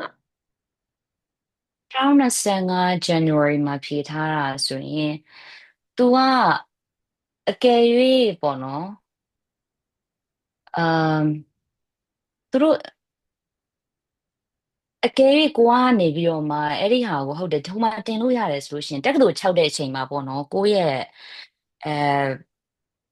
IS ကို IS ဟိုသူတို့တတ်မှတ်ထားတဲ့ကာလပြည့်သွားတယ်ဆိုရင်တော့ထပ်ဖြေရမှာပေါ့နော်တက္ကသိုလ်ဥမာဒါပေမဲ့ဒီ interview အတွက်ဆိုရင်တော့အချိန် duration မှာရှိရဆိုရင်တော့အဆင်ပြေကောင်းဖြစ်နိုင်တယ်ပေါ့ဒါပေမဲ့ ပြေးသွားရဆိုရင်တော့ခုနကပြောသလိုပဲပြန်ပြီးတော့တချို့တွေပြန်ဖြေလိုက်ရတာတွေလည်းရှိတယ်တချို့တွေဆိုလို့ရှိရင်ဥမာအမားတို့တုန်းကပေါ့နော်နှစ်တချို့အဲ့လိုမျိုးသူတို့ဟုတ်တယ် interview step မှာသူတို့ဖြေကြမလို့ဒါပေမဲ့ကြောင်းလျှောက်တဲ့အချိန်မှာသူတို့ရဲ့ဟိုအချိန်ကပြည့်သွားပြီဆိုတော့တတ်မှတ်ထားတဲ့ကာလပြည့်သွားပြီဆိုတော့နောက်တစ်ခေါက်ထပ်ဖြေရတာမျိုးလည်းရှိတယ်အဲ့မျိုးတော့ရှိတယ်ဟုတ်ကဲ့မဟုတ်ဟိုနောက်ဆုံးမေးချင်တာလေအခုနဒီအစည်းရေးတဲ့အခါမှာဒီ academic related ဖြစ်တဲ့ဒီ major related ဖြစ်တဲ့စကားလုံးတွေပို့သုံးမယ်ဆိုရင်ဒါ chance ကနည်းနည်းပိုများတယ်ပေါ့နော်ဒီဖတ်တဲ့လူလည်း interest ဖြစ်တယ်ပေါ့အဲ့တော့ဒီညီမအနေနဲ့ဒီမေးချင်တာကဒီလို resources တွေကိုမှရှာရနိုင်မလဲပေါ့နော်ကိုကဒီစာအုပ်တွေနဲ့လည်းအလံဝေးနေရဖြစ်တဲ့အတွက်ဒီလိုဒီစကားလုံးတွေကလည်းတကယ်တော့ကိုနဲ့အရင်မရင်းနေတော့ပေါ့နော်တကယ်လို့ကိုကဒီMaster of Leadership Management ဒါတွေရောက်တဲ့အခါမှာအဲ့ဒီနဲ့ပတ်သက်တဲ့စကားလုံးတွေကိုပမာပြန်ပြီးတော့လေ့လာလို့ရနိုင်မလဲဘယ်လိုစာအုပ်တွေကို recommend ပေးလဲပေါ့ဟုတ်ကဲ့ပါအဲ့ဒီမှာလေဒီကျွန်မအကုန်လုံးအတွက်ပေါ့နော်ပြောရှင်းတယ်ပေါ့နော်အကုန်လုံးမှာဒီခုနကဟုတ်တယ်ပြောလိုက်တယ်စကားလုံးတွေသုံးတာတို့ technical terms တွေသုံးတယ်ဆိုရင်တော့ပို့ပြီးတော့ကောင်းတယ်ပေါ့နော်ဒါပေမဲ့တချို့ရေးတဲ့ပုံစံတွေထဲမှာလည်းရှိတယ်ကျွန်မရဲ့တငယ်ချင်းတွေအခု AS ပါတဲ့ထဲမှာဆိုရင်သူတို့ကရိုးရိုးရှင်းရှင်းပဲပေါ့နော်ကိုယ့်ရဲ့အကြောင်းကိုပဲတေချာလေးအကုန်လုံးတော့ဒါပေမဲ့ essay တွေအကုန်လုံးက link ဖြစ်တယ်ဒါပေမဲ့အဲ့လိုမျိုးစကားလုံးတွေလည်းအရင်မပါဘူးသူတို့ဒီတိုင်းပဲရေးတယ်ပေါ့နော်အဲ့ဟာမျိုးဆိုလည်းအဆင်ပြေတယ်အဓိကကတော့အဓိကကခုန times တွေထည့်ရေးတာကကြတော့သူတို့ impress ဖြစ်ဖို့တဲ့ဘယ်လိုမျိုးလဲဆိုတော့ကိုစာဖိုက်ထားရပေါ့နော်အဲ့လိုပုံစံမျိုးအကယ်၍ကိုကထည့်ရေးခြင်းတယ်ဆိုရင်လည်းပဲထည့်ရေးလို့ရတယ်ပေါ့နော်အဲ့လိုပုံစံမျိုးဖြစ်တယ်ဆိုတော့ကိုဘယ်လိုပုံစံမျိုးနဲ့ဥမာဒီ academic နည်းနည်းဆန်ဆန်သွားခြင်းတယ်ရေးတဲ့ပုံစံမျိုးဆိုရင်တော့အဲ့လိုမျိုးလေးရေးတာဥမာဆိုရင်ကျမတို့ကရေးတာဆိုလို့ရှိရင်အဲ့လို academic ဘက်ကိုသွားတဲ့ပုံစံမျိုးဒါပေမဲ့ကျမတငယ်ချင်းတွေပေါ့နော်ဒီမှာတက်နေတဲ့ကျမတငယ်ချင်းတွေပဲသူတို့ဆိုရင်အဲ့လို academic ပုံစံမျိုးနဲ့မဟုတ်ဘဲနဲ့ဒီတိုင်းပဲသူတို့အကြောင်းအရာကိုပြောပြတယ်အဲ့လိုပုံစံမျိုးနဲ့လည်းရေးရဆိုတော့ဘယ်လိုရေးအဆင်ပြေရပေါ့နော်ဒါပေမဲ့နာကနွေးမေးတဲ့အထင်မှာအဲ့ဒီ sorry ပွေးမေးတဲ့အထင်မှာအဲ့မှာ resources တွေကိုအကယ်ဖတ်ရှင်တယ်ပေါ့နော်ကိုကရှာလို့ရဘယ်နေရာမှာရှာလို့ရလဲဆိုတော့ဟုတ်တယ်အမားတို့ကဆိုရင်လည်းအဲ့လိုပဲဟိုစာအုပ်တွေကလည်း bachelor တုန်းက BE တုန်းကစာအုပ်တွေကလည်းမရှိတော့ဘူးပေါ့နော်ဟိုရှိရင်လည်းပဲတခြားနေရာတွေမှာလူရတဲ့နေရာဒီလိုမျိုးဖြစ်နေဆိုတော့အဲ့မျိုးဆိုတော့ဒီတိုင်းပဲ online မှာ general research တွေလုပ်တယ်ပြီးအဲ့မှာတချို့ပေါ့နော် PDF တင်ထားတဲ့စာအုပ်လေးဝင်ကြည့်ရဲအဓိကအဖြစ်တော့ဒီအသေးစိတ်ဖတ်နေဖို့လဲအချိန်ကတော့အရင်တော့မရဘူးပေါ့နော်ဒါပေမဲ့ကိုစိတ်ဝင်စားတဲ့အပိုင်းတွေကိုအမြန်ကြည့်တာပေါ့နော်အဲ့လိုပုံစံမျိုးသွားတာအဲ့ဒါပြီးတော့website တွေမှာဒီတက္ကသိုလ်ကို6တယ်ဆိုရင်ဒီတက္ကသိုလ်ကဟာမဟုတ်ဘဲနဲ့တခြားတက္ကသိုလ်ကဟာတွေအဲ့လိုမျိုးပြောထားတဲ့ဟာတွေရေးထားတဲ့ဟာတွေအဲ့လိုမျိုးဟာတွေလည်းလိုက်ကြည့်တယ်အဲ့လိုပုံစံမျိုးပေါ့နော်အဲ့လိုပုံစံမျိုးနဲ့လုပ်ကြည့်လို့ရတယ်ရှာကြည့်လို့ရတယ်ပေါ့နော်ဖတ်ကြည့်လို့ရတယ်ဟုတ်ကဲ့ပါဟုတ်ကဲ့ပါမကျေးဇူးပါရှင့်ဟုတ်ကဲ့ပါဟုတ်ဆရာမဖွေးလည်းကျေးဇူးတင်ပါတယ်အဲ့တော့ဟုတ်နောက်တစ်ယောက်အနေနဲ့ဆရာရေဝင်းခန့်ကိုအလှည့်ပေးပါတယ်ဆရာကြီးမိခွန်းလေးမေးလို့ရပါပြီဗျဟုတ်ကဲ့ပါကျေးဇူးပါကျွန်တော်မိကုန်းလေးတွေနဲ့ကျန်နေတော့ပါဆရာမဟုတ်ဟုတ်ကဲ့ဆရာမဘာပေါ့နော်ဒီပထမဆုံးဘာပေါ့နော်ကျွန်တော်ဒီတက္ကသိုလ်တွေကိုရှာကြည့်ရဲ့အချိန်မှာကျွန်တော်ကဒီ human rights education ကိုလေ့လာချင်တာပေါ့နော်ဒီ human rights education ကိုလေ့လာချင်တာကြည့်ရဲ့အချိန်မှာဒီ Cardiff University ကိုကျွန်တော်တွေ့ရပေါ့နော်ဒါပေမဲ့ဒီ partnership university တွေမှာကျွန်တော် Cardiff University of Technology ဆိုပြီးသူကပါတယ်ပေါ့နော်အဲ့တော့ဒီ Cardiff University ကဒီနည်းပညာနဲ့ဒီနည်းပညာပိုင်းနဲ့ AES နဲ့ပဲချိတ်တာလားပေါ့နော်တခြားဒီစီးပညာတို့ law တို့ပေါ့နော်ဒီတခြားဒီပေါ့နော်တခြားပိုင်းတွေရောဒါမချိတ်ထားဘူးလို့သူကပြောချင်တာလားပေါ့သူက Cardiff University of Technology လို့ပဲသူအဲ့လိုမျိုးပဲရေးထားတာပေါ့နော်ဒီအဲ့ဒါဆိုတော့ပေါ့နော်ဒီတခြားပိုင်းတွေရောဒီချိတ်ဆက်မှုမရှိတာတခြားမိကြတွေလည်းဒီရှောက်လို့ Cardiff University မှာသွားတက်လို့မရလားပေါ့နော်ဒီအဲ့ဒါလေးဒီမကွဲလို့ဆက်လာဟုတ်ကဲ့ပါအဲ့ဟာကကြတော့လေ Harding University မှာ major ယူတော့နည်းနည်းလေအခုလက်တည်ရ Harding University ကိုတည်ရဒါပေမဲ့ဘယ်လို major တွေ offer လုပ်လဲဆိုတာကိုအမှန်တမ်းပြောရရင်တိတိကျမသိနေဘူးပေါ့နော်ဒါပေမဲ့ပြောလို့ရတာကကြတော့သူ့ရဲ့ major အလိုက်ပေါ့နော်အဲ့လိုမျိုးအဲလူသိများတဲ့အကြောင်းတွေရှိတယ်လူသိများတယ်ဆိုတော့ဟိုလိုမျိုးအရင် popularity အတွက်မဟုတ်ဘဲနဲ့ဒီကျောင်းကတကယ်ဒီ major အတွက်အရင်ကောင်းတယ်ဆိုပြီးတော့မှနာမည်ကြီးတဲ့အကြောင်းတွေရှိတယ်အဲ့လိုမျိုးဆိုတော့ကိုကအဲ့ကျောင်းမှာအဲ့လိုမျိုးကိုရဲ့ major ကဟုတ်တယ် human rights education ကိုသွားခြင်းတယ်ဆိုလို့ရှိရင် အဲ့ဒီ major ကို offer လုပ်တဲ့ကျောင်းတွေမှာမှဘယ်ကျောင်းတွေကတော့ဟိုပေါ့နော်ပို့ပြီးတော့ဒီ education အတွက်ကိုပို့ပြီးတော့နာမည်ရှိလဲပေါ့နော်ဆိုတော့သူတို့ကနာမည်ရှိရဆိုတော့အဲ့လိုမျိုး lecturer တွေဟိုပေါ့နော်ကောင်းလို့အဲ့လိုပုံစံမျိုးနဲ့နာမည်ကြီးရပါပေါ့နော်အဲ့မျိုးဆိုတော့ဟို education ဆိုဘယ်ကျောင်းတွေကလဲ human rights ဆိုဘယ်ကျောင်းတွေကကောင်းလဲဥပမာ law ဆိုရင်ဘယ်ကျောင်းလဲပေါ့နော်နည်းပညာဆိုရင်ဆိုပါစို့နည်းပညာဆိုလို့ရှိရင်များသောအားဖြင့် RMIT University ကိုရွေးကြတယ်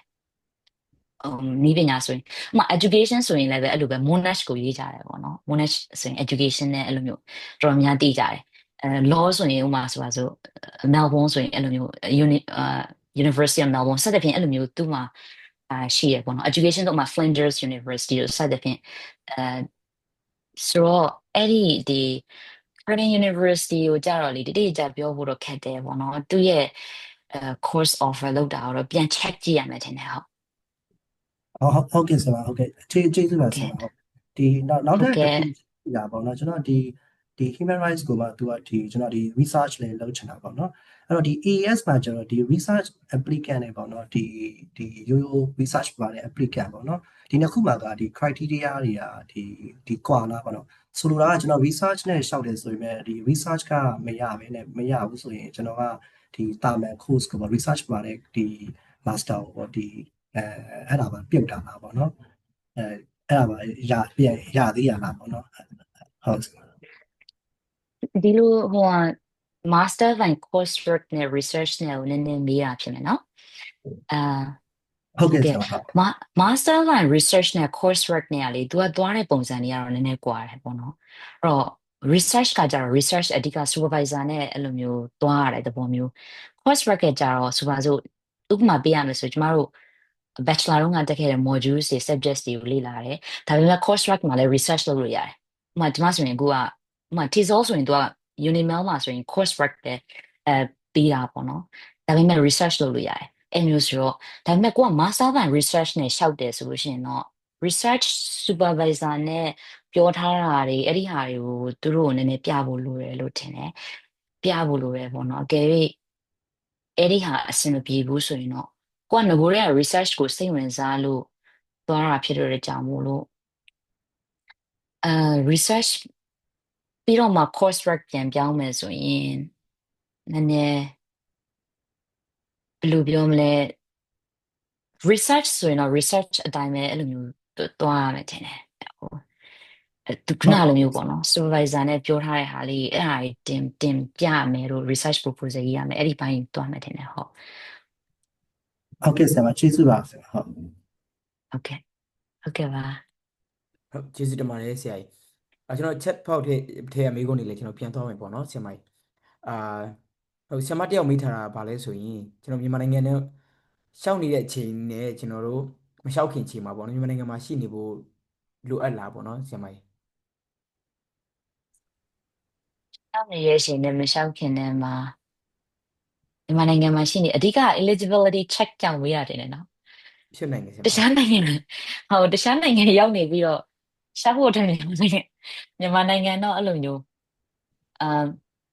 ပြန်လာလို့ရနေတဲ့အခြေအနေမျိုးအကယ်၍ကိုကပေါ့နော်တခုခုဟိုပါပေါ့မြန်မာနိုင်ငံတွင်းမှာနေရလို့ပြောပြီးတော့ပဲခြောက်မလားပေါ့နော်ဘာလို့ဆိုကိုက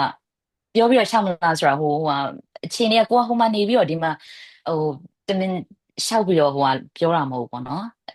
ဒါပေမဲ့တကယ်လဲကိုကဒီမှာလဲလာနေလို့ရတဲ့အနေအထားလည်းဖြစ်တယ်ဆိုတော့လေ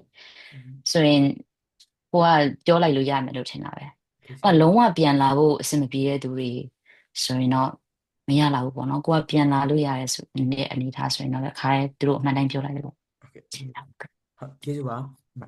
နောက်ထပ်မေးခွန်းလေးတစ်ခုကကျတော့လက်ရှိလုပ်နေတဲ့အဖွဲ့မှာ sorry ကိုလက်ရှိအဖွဲ့အစည်းမှာပြန်လုပ်မယ်လို့ရေးထားတဲ့ခါမှာဆိုရင်ねဒီ recommendation letter တောင်းတဲ့ခါမှာလက်ရှိ supervisor စီကပဲတောင်းတင်လာပေါ့နော်အလုတ်ကပေါ့နော်ကိုကလက်ရှိအလုပ်တစ်ခုလုပ်နေရဆိုလို့ရှင်တော့အလုတ်က recommendation letter ဆိုရင်တော့ပိုကောင်းတာပေါ့နော်ကိုကဟုတ်တယ်ကိုယ့် employer စီက recommendation letter ရသူနဲ့လည်းအရန်ဟိုပေါ့ relationship ကသူနဲ့ပေါ့နော် work relationship ကအရန်ကောင်းနေအဲ့လိုပုံစံမျိုးလည်းဖြစ်တယ်ပေါ့နော်ဆိုတော့ရနိုင်ရင်တော့ပိုကောင်းတယ် နောက်ထပ်မေးခွန်းလေးကကြတော့ဗာလဲဆိုတော့potential contribution တွေကိုဖော်ပြတဲ့အခါမှာ short term medium term long term ဆိုပြီးတော့ sequencing လုပ်တင်လားပေါ့နော်ဒါမှမဟုတ်ရင် immediate graduation plan ကိုပဲဖော်ပြတင်လားဆိုတာဖြစ်ဖြစ်ပါအောင်ဆရာမကြီးဆိုပြီးတော့ပြောထားပါတယ် ဟုတ်ကဲ့ပါဆိုတော့ short term long term ကကြတော့ကျမရဲ့ဆိုပါစို့ plan မှာဆိုရင်ကျမက short term အဲ့လိုမျိုးကြီးတော့ရေးထားတော့မဟုတ်ဘူးဒါပေမဲ့ဟုတ်တယ် immediate plan ပေါ့နော်ရဲရောက်ရှင်ဒါလုပ်မယ်ပေါ့နော်တနည်းအားဖြင့်ပြောရင် short term ပဲပေါ့နော်ဟုတ်တယ်ပြီးသွားရင်ကျမကပြီးသွားရင်ဆိုပါစို့ကြောက်ဖြူခွာမှာလုပ်မယ်ပြီးတော့မှနောက်ဆုံးတနေရာမှာလုပ်မယ်ဆိုတော့ခုနလိုမျိုး short term long term ပုံစံမျိုးနဲ့တွားရင်လည်းပဲအဆင်ပြေရလို့ထင်တယ်long term တော့နည်းနည်းသွားမလားပေါ့နော်ထိတ်ရေးရမလားပေါ့နော်ဘာဖြစ်လို့ဆိုတော့ချက်ချင်းလုပ်မှလည်းဟုတ်တယ်အချိန်တိုင်းတာတစ်ခုလုံးပဲပေါ့နော်နောက်ထပ်အများကြီးအတွက်ကောင်းထည့်ပေါ်မယ်ဆိုရင်ကိုယ့်ရဲ့ organization ကိုယ့်နေရာအတွက်ဆိုရင်တော့နည်းလောက်ရတာအရင်မြန်နေလေနော်အဲ့မျိုးဆိုဟိုဟာအတွက်ဆိုရင်တော့အချိန်လုံးမယ်ဆိုတော့ long term ပုံစံနဲ့မှာပါသွားမလားပေါ့နော်အဲ့မျိုးဟုတ်ကဲ့ကျေးဇူးပါဆရာမဆရာမကြီးဒါကတော့ဆရာတယောက်မေးထားပါပေါ့နော်အဲ့တော့မေးခွန်းကတော့၃ခုပါတယ်ပေါ့ဟုတ်ကျွန်တော်တခါလေးတော့ဖတ်ပြလိုက်မယ်ပေါ့နော်ဟုတ်ပထမတစ်ခုကကျတော့ဒီ data science field ကနေပြီးတော့ Master of Education Leadership အတွက်ပေါ့နော်ဒီ Australian Award လျှောက်လို့ရလားပေါ့နော်အဲ့ဒါတစ်ခုပြီးဒုတိယတစ်ခုကကျတော့ကျွန်တော်တို့ Education field ကရော data science အတွက် Master လျှောက်လို့ရလားပေါ့နော်ဒီ Australian Award နဲ့ပြီးနောက်ဆုံးတစ်ခုကကျတော့ GPA သတ်မှတ်ချက်ဘယ်လောက်ရှိရင်အဆင်ပြေနိုင်မလဲပေါ့နော်သူတို့အဲကျွန်မနောက်ဆုံးမေးခွန်းကစဖြစ်မယ်ပေါ့နော်ဒီဖြေကတော့စိတ်ပူစရာမရှိဘူးခုနကပြောတဲ့အတိုင်းပဲပေါ့နော်နောက်တစ်ခုကမေးခွန်းအပေါ်နဲ့အောက်နဲ့နှစ်ခုမှာပေါ့နော်ကိုကဘယ်ဖေးရလူလဲပေါ့နော်တယောက်တည်းတခြားတယောက်တည်းမေးပြရတာပေါ့နော်ဟုတ်တယ်ပထမကဟုတ်တယ် data science field ကနေ Master of Education Leadership ကိုလျှောက်လို့ရလားဆိုတော့လျှောက်လို့ရတယ်လို့ပြောရမယ်ဘာဖြစ်လို့လဲဆိုတော့တချို့ communication နဲ့အဲ့လိုမျိုးရထားတဲ့သူတွေ education field ကိုသူတို့လျှောက်တာတွေတွေ့တယ်သူတို့ဆိုရင် digital နဲ့ပတ်သက်တဲ့ဟာတွေယူတာရှိတယ်ဆိုတော့ဒီ data science ဘက်ကဆိုရင်တော့အဲ့ဒီလိုမျိုးဟာတွေစိတ်ဝင်စားရဆိုရင်လည်းရွေးလို့ရတယ်ပေါ့နော်ဆိုတော့လျှောက်လို့ရပါတယ်နောက် education field ကနေရော data science အတွက် data science အတွက် master အတွက်ဒီလိုမျိုးလားပေါ့နော် education field ကဟုတ်တယ်ကိုက Bachelor of Education ရထားတဲ့သူပေါ့နော်ဒါပေမဲ့ data science အတွက်သွားကျင်တယ်ဆိုတော့အဲ့ဒါကကြတော့တီးတန့်အဲ့ဒီဘက်ကိုသွားမယ်ဆိုရင်သူတို့ကရှေ့ကလိုအပ်တဲ့ true skills တွေကိုစဉ်းစားမလားပေါ့နော်စဉ်းစားပြီးတော့မှသူတို့ရွေးမလားသို့မဟုတ် education field ကနေ data science ကို education field အောက်မှာပဲတချို့ပေါ့နော်အဲ့လိုမျိုး digital ဘာညာတွေနဲ့တွားလို့ရတယ်အဲ့လို major မျိုးတွေရွေးရဆိုရင်တော့အဆင်ပြေရွေးရဆိုရင်တော့ရလောက်တယ်လို့ထင်တယ်ဒါပေမဲ့ဟိုဘက်တီးတန့်ပေါ့နော် major တစ်ခုကိုသွားမယ်ဆိုသူတို့ကအဲဟိုဘက်အတွက်ကကြတော့ net show scale စီကလိုမယ်ပေါ့နော် education သမားနဲ့ဟိုဘက်နဲ့ကြတော့နည်းနည်းသူတို့ရွေးတဲ့အခါမှာနည်းနည်းစဉ်းစားမယ်ထင်တယ်ကျွန်မ personally အမြင်အရပြောရမယ်ဆိုရင်ဒါပေမဲ့အပေါ်ကတော့အဆင်ပြေရပေါ့နော် data science ကနေ master တချို့first degree က education မဟုတ်တဲ့သူတွေအများကြီးပဲလျှောက်ကြတာရှိရပေါ့နော် NGO fail ကလူတွေရှားသူတွေရှားနေကြတွေပဲအဲ့လိုမျိုးမှ educational leadership တွေလျှောက်ကြတာတော်တော်များတွေ့ရတယ်ရှင်ဟုတ်ကဲ့ပါကျွန်တော်ဒီမေးခွန်းလေးပြီးရင်တော့ကျွန်တော်လက်ထောင်ထားတဲ့သူတွေစီပြန်သွားပါမယ်ပေါ့နော်ဒီမေးခွန်းလေးကကြတော့freelance လုပ်တဲ့ working hours တွေကိုကျွန်တော်တို့ထည့်ပြီးတော့တွက်လို့ရလားပေါ့နော်ဒါမှမဟုတ်ရင်ဒီ4 years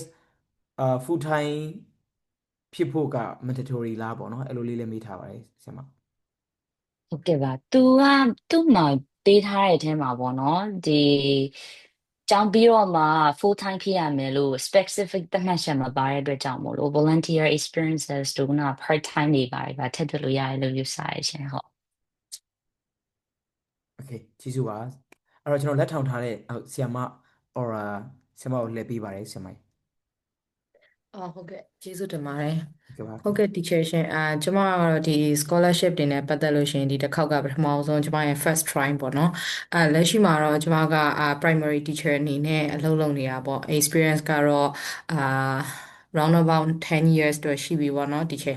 အဲ့ဒါဆိုလို့ရှိရင်ကျွန်မကလောလောဆယ်မှာတော့ teacher real primary teacher တယောက်ပဲဖြစ်တာပေါ့နော်အဲ့တော့ကျွန်မဒီလို scholarship တွေရှောက်မယ်ဆိုရင်သူတို့ကို attract လုပ်နိုင်အောင်ကျွန်မဘယ်လို skill တွေဖြ ဖြည့်ထားဖို့လိုအပ်မလဲပေါ့နော်ဒါကပထမတစ်ချက်ပါဒီချက်ကျမစိတ်ထဲမှာကျတော့အခုဒီ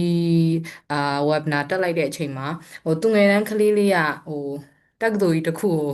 တက်ချင်နေတဲ့ခံစားချက်ကြီးပေါ့နော်ငါအရန်ကိုလိုအပ်ချက်တွေတအားများနေလားပေါ့နော်ဒီ experience တွေလောက်ဆိုရင်ဒီ scholarship ကိုရှောက်ဖို့အတွက်လုံလောက်ရဲ့လားပေါ့နော်ဒီချက်ခဏခဏလေး fail မဖြစ်ချင်တော့ဘူးပေါ့နော်ဒီချက်ရှောက်မယ်ဆိုရင်လည်းเนาะအဲ့လိုမျိုးလေးကြောင့်ကျွန်မသိချင်တာပေါ့ဘယ်လို skill လေးတွေကျွန်မအနေနဲ့ထပ်ဖြည့်ထားဖို့လိုမလဲပေါ့နော်ဒုတိယတစ်ချက်ကကြတော့ခုနဒီချက် mention လုပ်သွားတဲ့ essay 3အကြောင်းပေါ့နော်ဒီချက်ဒီချက်ပြဿနာကဘာလဲဆိုတော့ကျွန်မမှာက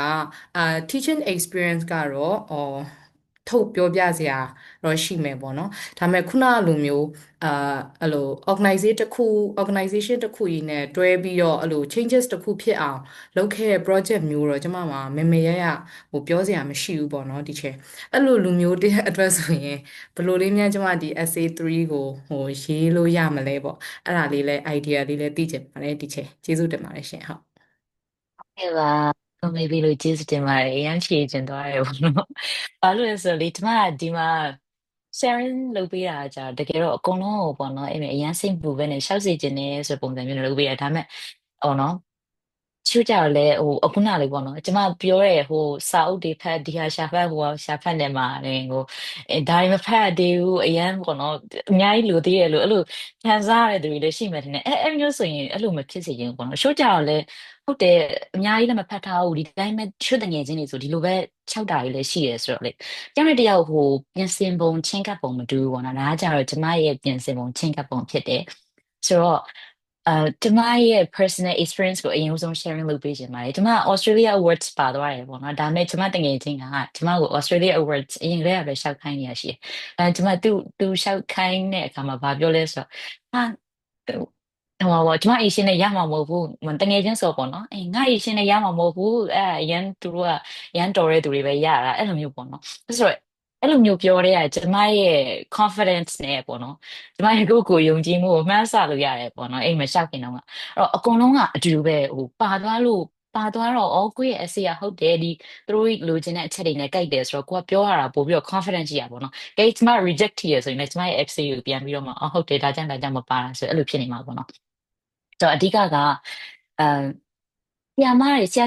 ဖြစ်နေပြီဆိုရင်ပေါ့ essay ရေးတဲ့ခါမှာတော့ဟုတ်တယ်ပေါ်လွင်အောင်ရေးရမယ်ဆိုတော့မှန်တယ်ဒါပေမဲ့အကုန်လုံးရှောက်လို့ရတယ်ပေါ့နော်ဘာလို့လဲဆိုကိုကတကယ်လက်တွေ့မှာလည်းလုပ်နေတဲ့သူလည်းဖြစ်တယ်တကယ် primary education ဆိုပို့ပြီးတော့မှဒါတကယ်လက်တွေ့ကြရဲတကယ် basic education ကိုအခြေခံသူတို့တေချာလုပ်ပေးနေတာပေါ့နော်ဆိုတော့ essay ရေးတဲ့အပိုင်းမှာပဲကိုက idea လိုမျိုးပြောရတာအခက်အခဲရှိမှတင်တယ်အဲ့တော့ဘာမှဖြစ်ဘူးရှောက်လို့ရတယ်ဒါပေမဲ့ခုနကလိုမျိုးပေါ့နော်ဟုတ်တယ်ခုနကလိုမျိုး teacher training ပေးရတာမျိုးတွေလည်းမရှိဘူးပေါ့နော်ဥပမာဆိုပါဆိုကြီးလည်းဥဆောင်ခဲ့တာမရှိဘူးဆိုဟုတ်တယ်ကျောင်းမှာပေါ့နော်ဒီလိုမျိုးဥပမာကျောင်းမှာသူကတခုခု challenge ဖြစ်နေတယ်ပေါ့အเจ้าမှာ challenge ဖြစ်နေတဲ့အချိန်မှာကိုကဟုတ်တယ်ကိုက initiate လုပ်ပြီးတော့မှဆရာမတွေနဲ့ပူးပေါင်းပြီးတော့မှဆရာမတွေကိုလည်းတွဲခေါ်ပြီးသူတို့ဘယ်လိုမျိုးဒီပြဿနာကိုဖြေရှင်းလိုက်တယ်ဆိုတာမျိုးဆိုရင်တော့ပေါ့နော်ဘယ်အချိန်တုန်းကအเจ้าမှာဘယ်လိုပြဿနာကြုံခဲ့ရတာအဲ့အချိန်မှာပေါ့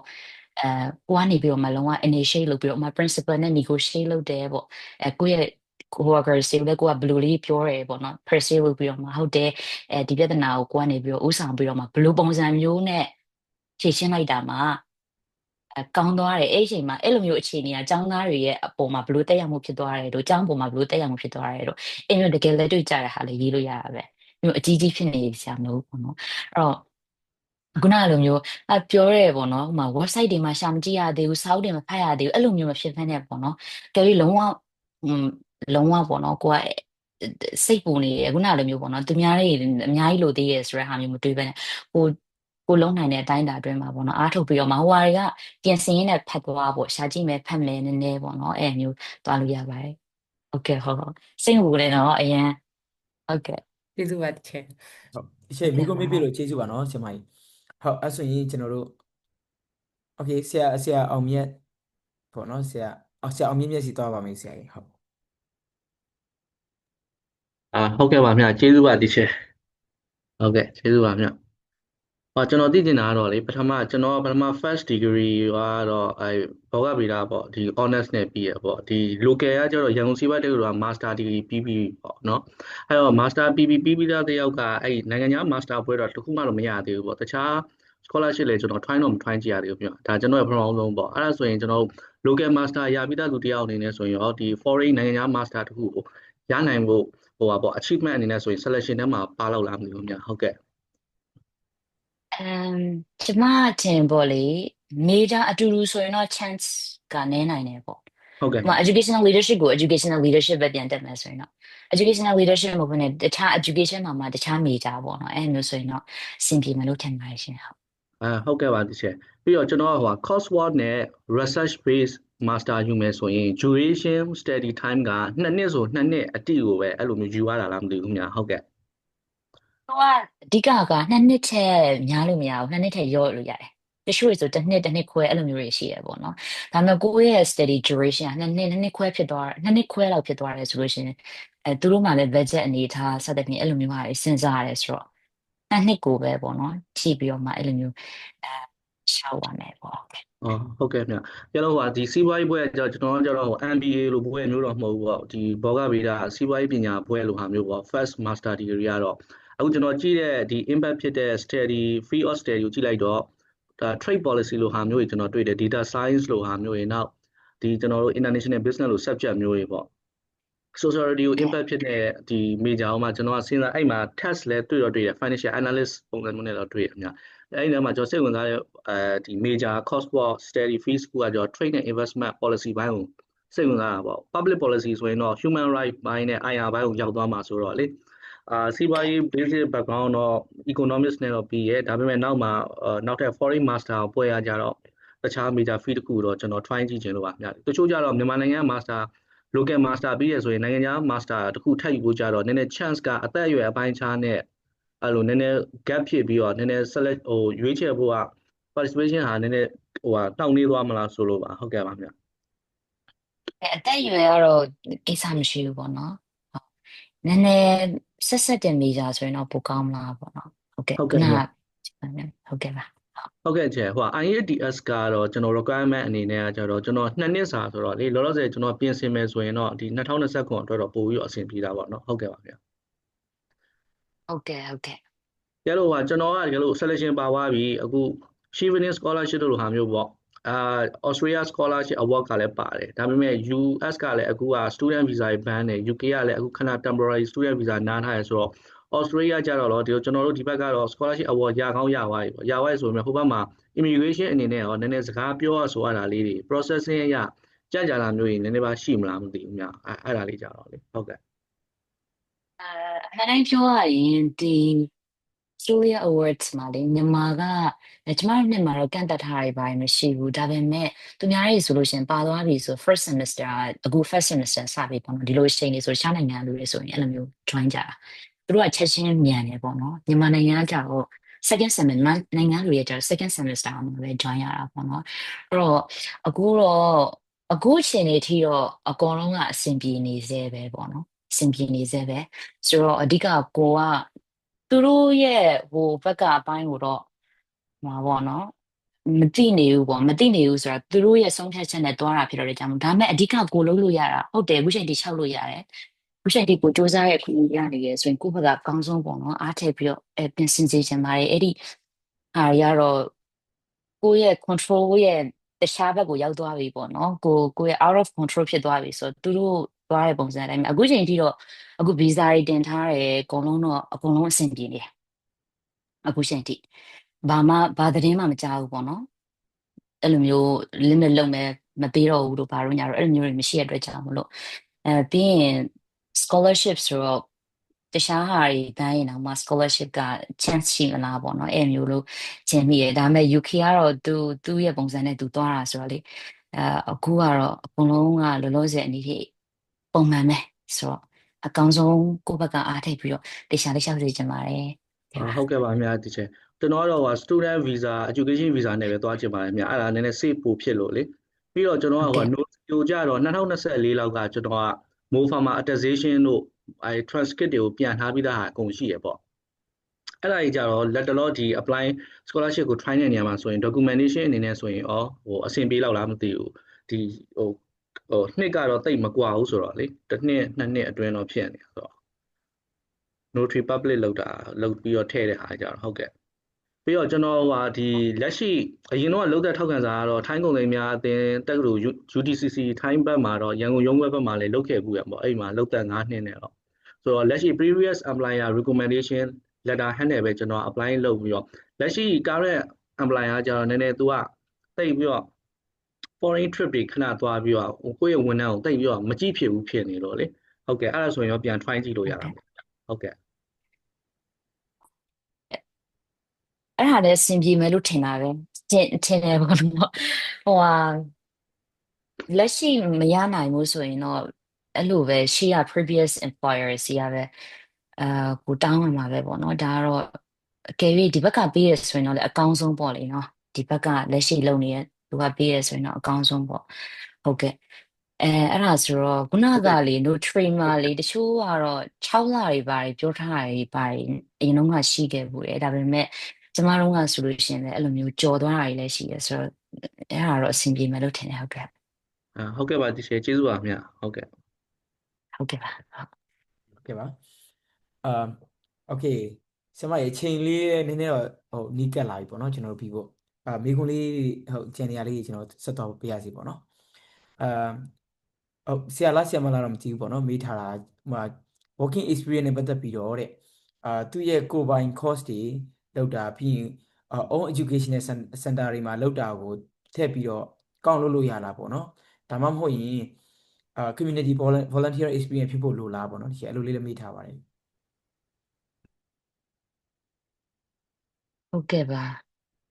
ဟုတ်ကဲ့ပါ working experience နဲ့ပတ်သက်ပြီးတော့ကိုက freelance လုပ်တာပေါ့နော်အဲ့ဒါဆိုရင်လည်းကိုက freelance လုပ်တာfreelance လုပ်တာကိုလည်းထည့်လို့ရတာပေါ့ကိုကတကယ်လည်းလုပ်နေတာဖြစ်တဲ့ကြောင့်မလို့ဟုတ်ကဲ့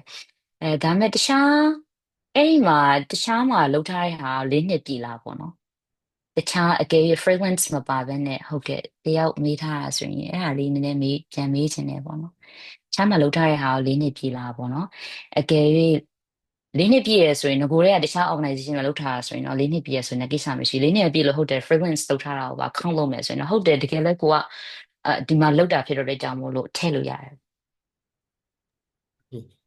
ဆရာမရေနောက်ထပ်မေးခွန်းလေးတစ်ခုကကျတော့လေuniversity admission ကအချိုးရထားဖို့လိုလားဆိုပြီးတော့လည်းမေးထားပါတယ်အဲ့ဒါကတော့လုံးဝမလိုပါဘူးဘာဖြစ်လို့ဆိုတော့ AS ကပေါ့နော်အကုန်လုံးသူတို့ university ကိုရှောက်ပေးရပေါ့နော်ကျမတို့ကကိုစိတ်ဝင်စားတဲ့တက္ကသိုလ်ပဲကိုရွေးရုံပါပဲဟုတ်ကဲ့နောက်ထပ်မေးခွန်းတစ်ခုကကျတော့လေDIPR တဲ့သူပေးထားတဲ့template ထဲပဲရေးရင် sentence ပုံစံရေးရမှာလားသို့မဟုတ်အချက်လက်တွေကို short form လေးနဲ့ရေးရမှာလားဆိုပြီးပြောထားပါတယ်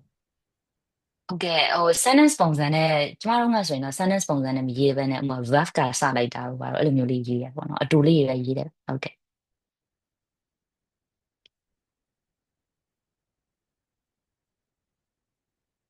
โอเคဆရာမရေပါလေတစ်နှစ်ကိုလူဦးရေဘယ်နှစ်ယောက်လောက်ခေါ်လဲဆိုတာလေးလည်းသိချင်ပါတယ်မိထားပါတယ်အဲ့လိုက်တော့ကွာချမှုရှိနိုင်တယ်ပေါ့နော်ဒါပေမဲ့ကျမတို့နှစ်ကအချက်လက်ကိုရှင်းအောင်ပြောမယ်ဆိုရင်42ယောက်ဟုတ်ဆရာမရေနောက်ထပ်မေးခွန်းတစ်ခုကကျတော့ essay 2နဲ့ essay 4ကဆင်းတယ်လို့ဖြစ်နေတော့အဲ့ဒါကိုဘယ်လိုခွဲခြားပြီးရေးရမလဲခင်ဗျာတဲ့ essay 2ကို career plan essay အနေနဲ့ရေးပြီး essay 4ကိုပြန်လာရင်လုပ်တဲ့ activity task အနေနဲ့ရေးတင်လာတယ်ပြပြစုံစုံလေးပြပြပေးပါဦးဟုတ်ကဲ့ပါ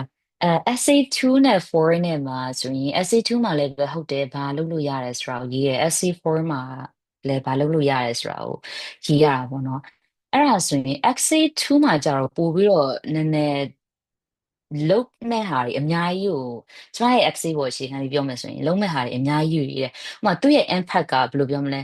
ဒီ education reform အထိတွားလို့ရတယ်ဆိုတဲ့ပုံစံမျိုးထိအများကြီးရေးတာပေါ့နော်အများကြီးရေးတဲ့အဲ့လိုမျိုးကိုကဆိုပါစို့ကိုက leadership management major ဖြစ်တဲ့ကြောင့်မို့ဥပမာ policy ရေးတဲ့အခါမျိုးတွေမှာကိုပေါ့နော်ကို collaborate လုပ်လို့ရတယ်ဆိုတာမျိုးပေါ့နော်အများကြီးပဲကိုရေးထားရရှိဒါပေမဲ့ဒီ essay form မှာကြာကိုတကယ်လုံနိုင်တဲ့အတိုင်းအတာပေါ့နော်အဲ့ဒီဘက်ကိုပဲအဓိကအခြေခံပြီးရေးရဖြစ်တယ်ပေါ့နော်ဆိုတော့ဒီဘက်မှာကြာတော့ ဒီ knowledge and skills တွေရရင်ဘာတွေအများကြီးလုပ်လို့ရအများကြီးထည့်လို့ရတယ်ပေါ့နော်ဒီဘက်က SA2 မှာဆိုရင်ဒီဘက်ကတော့ပို့ပြီးတော့ specific ဖြစ်တယ်လို့ပြောရမယ်ဟုတ်ကဲ့ဟုတ်နောက်ထပ် question လေးတစ်ခုကဆရာမဟိုဟာ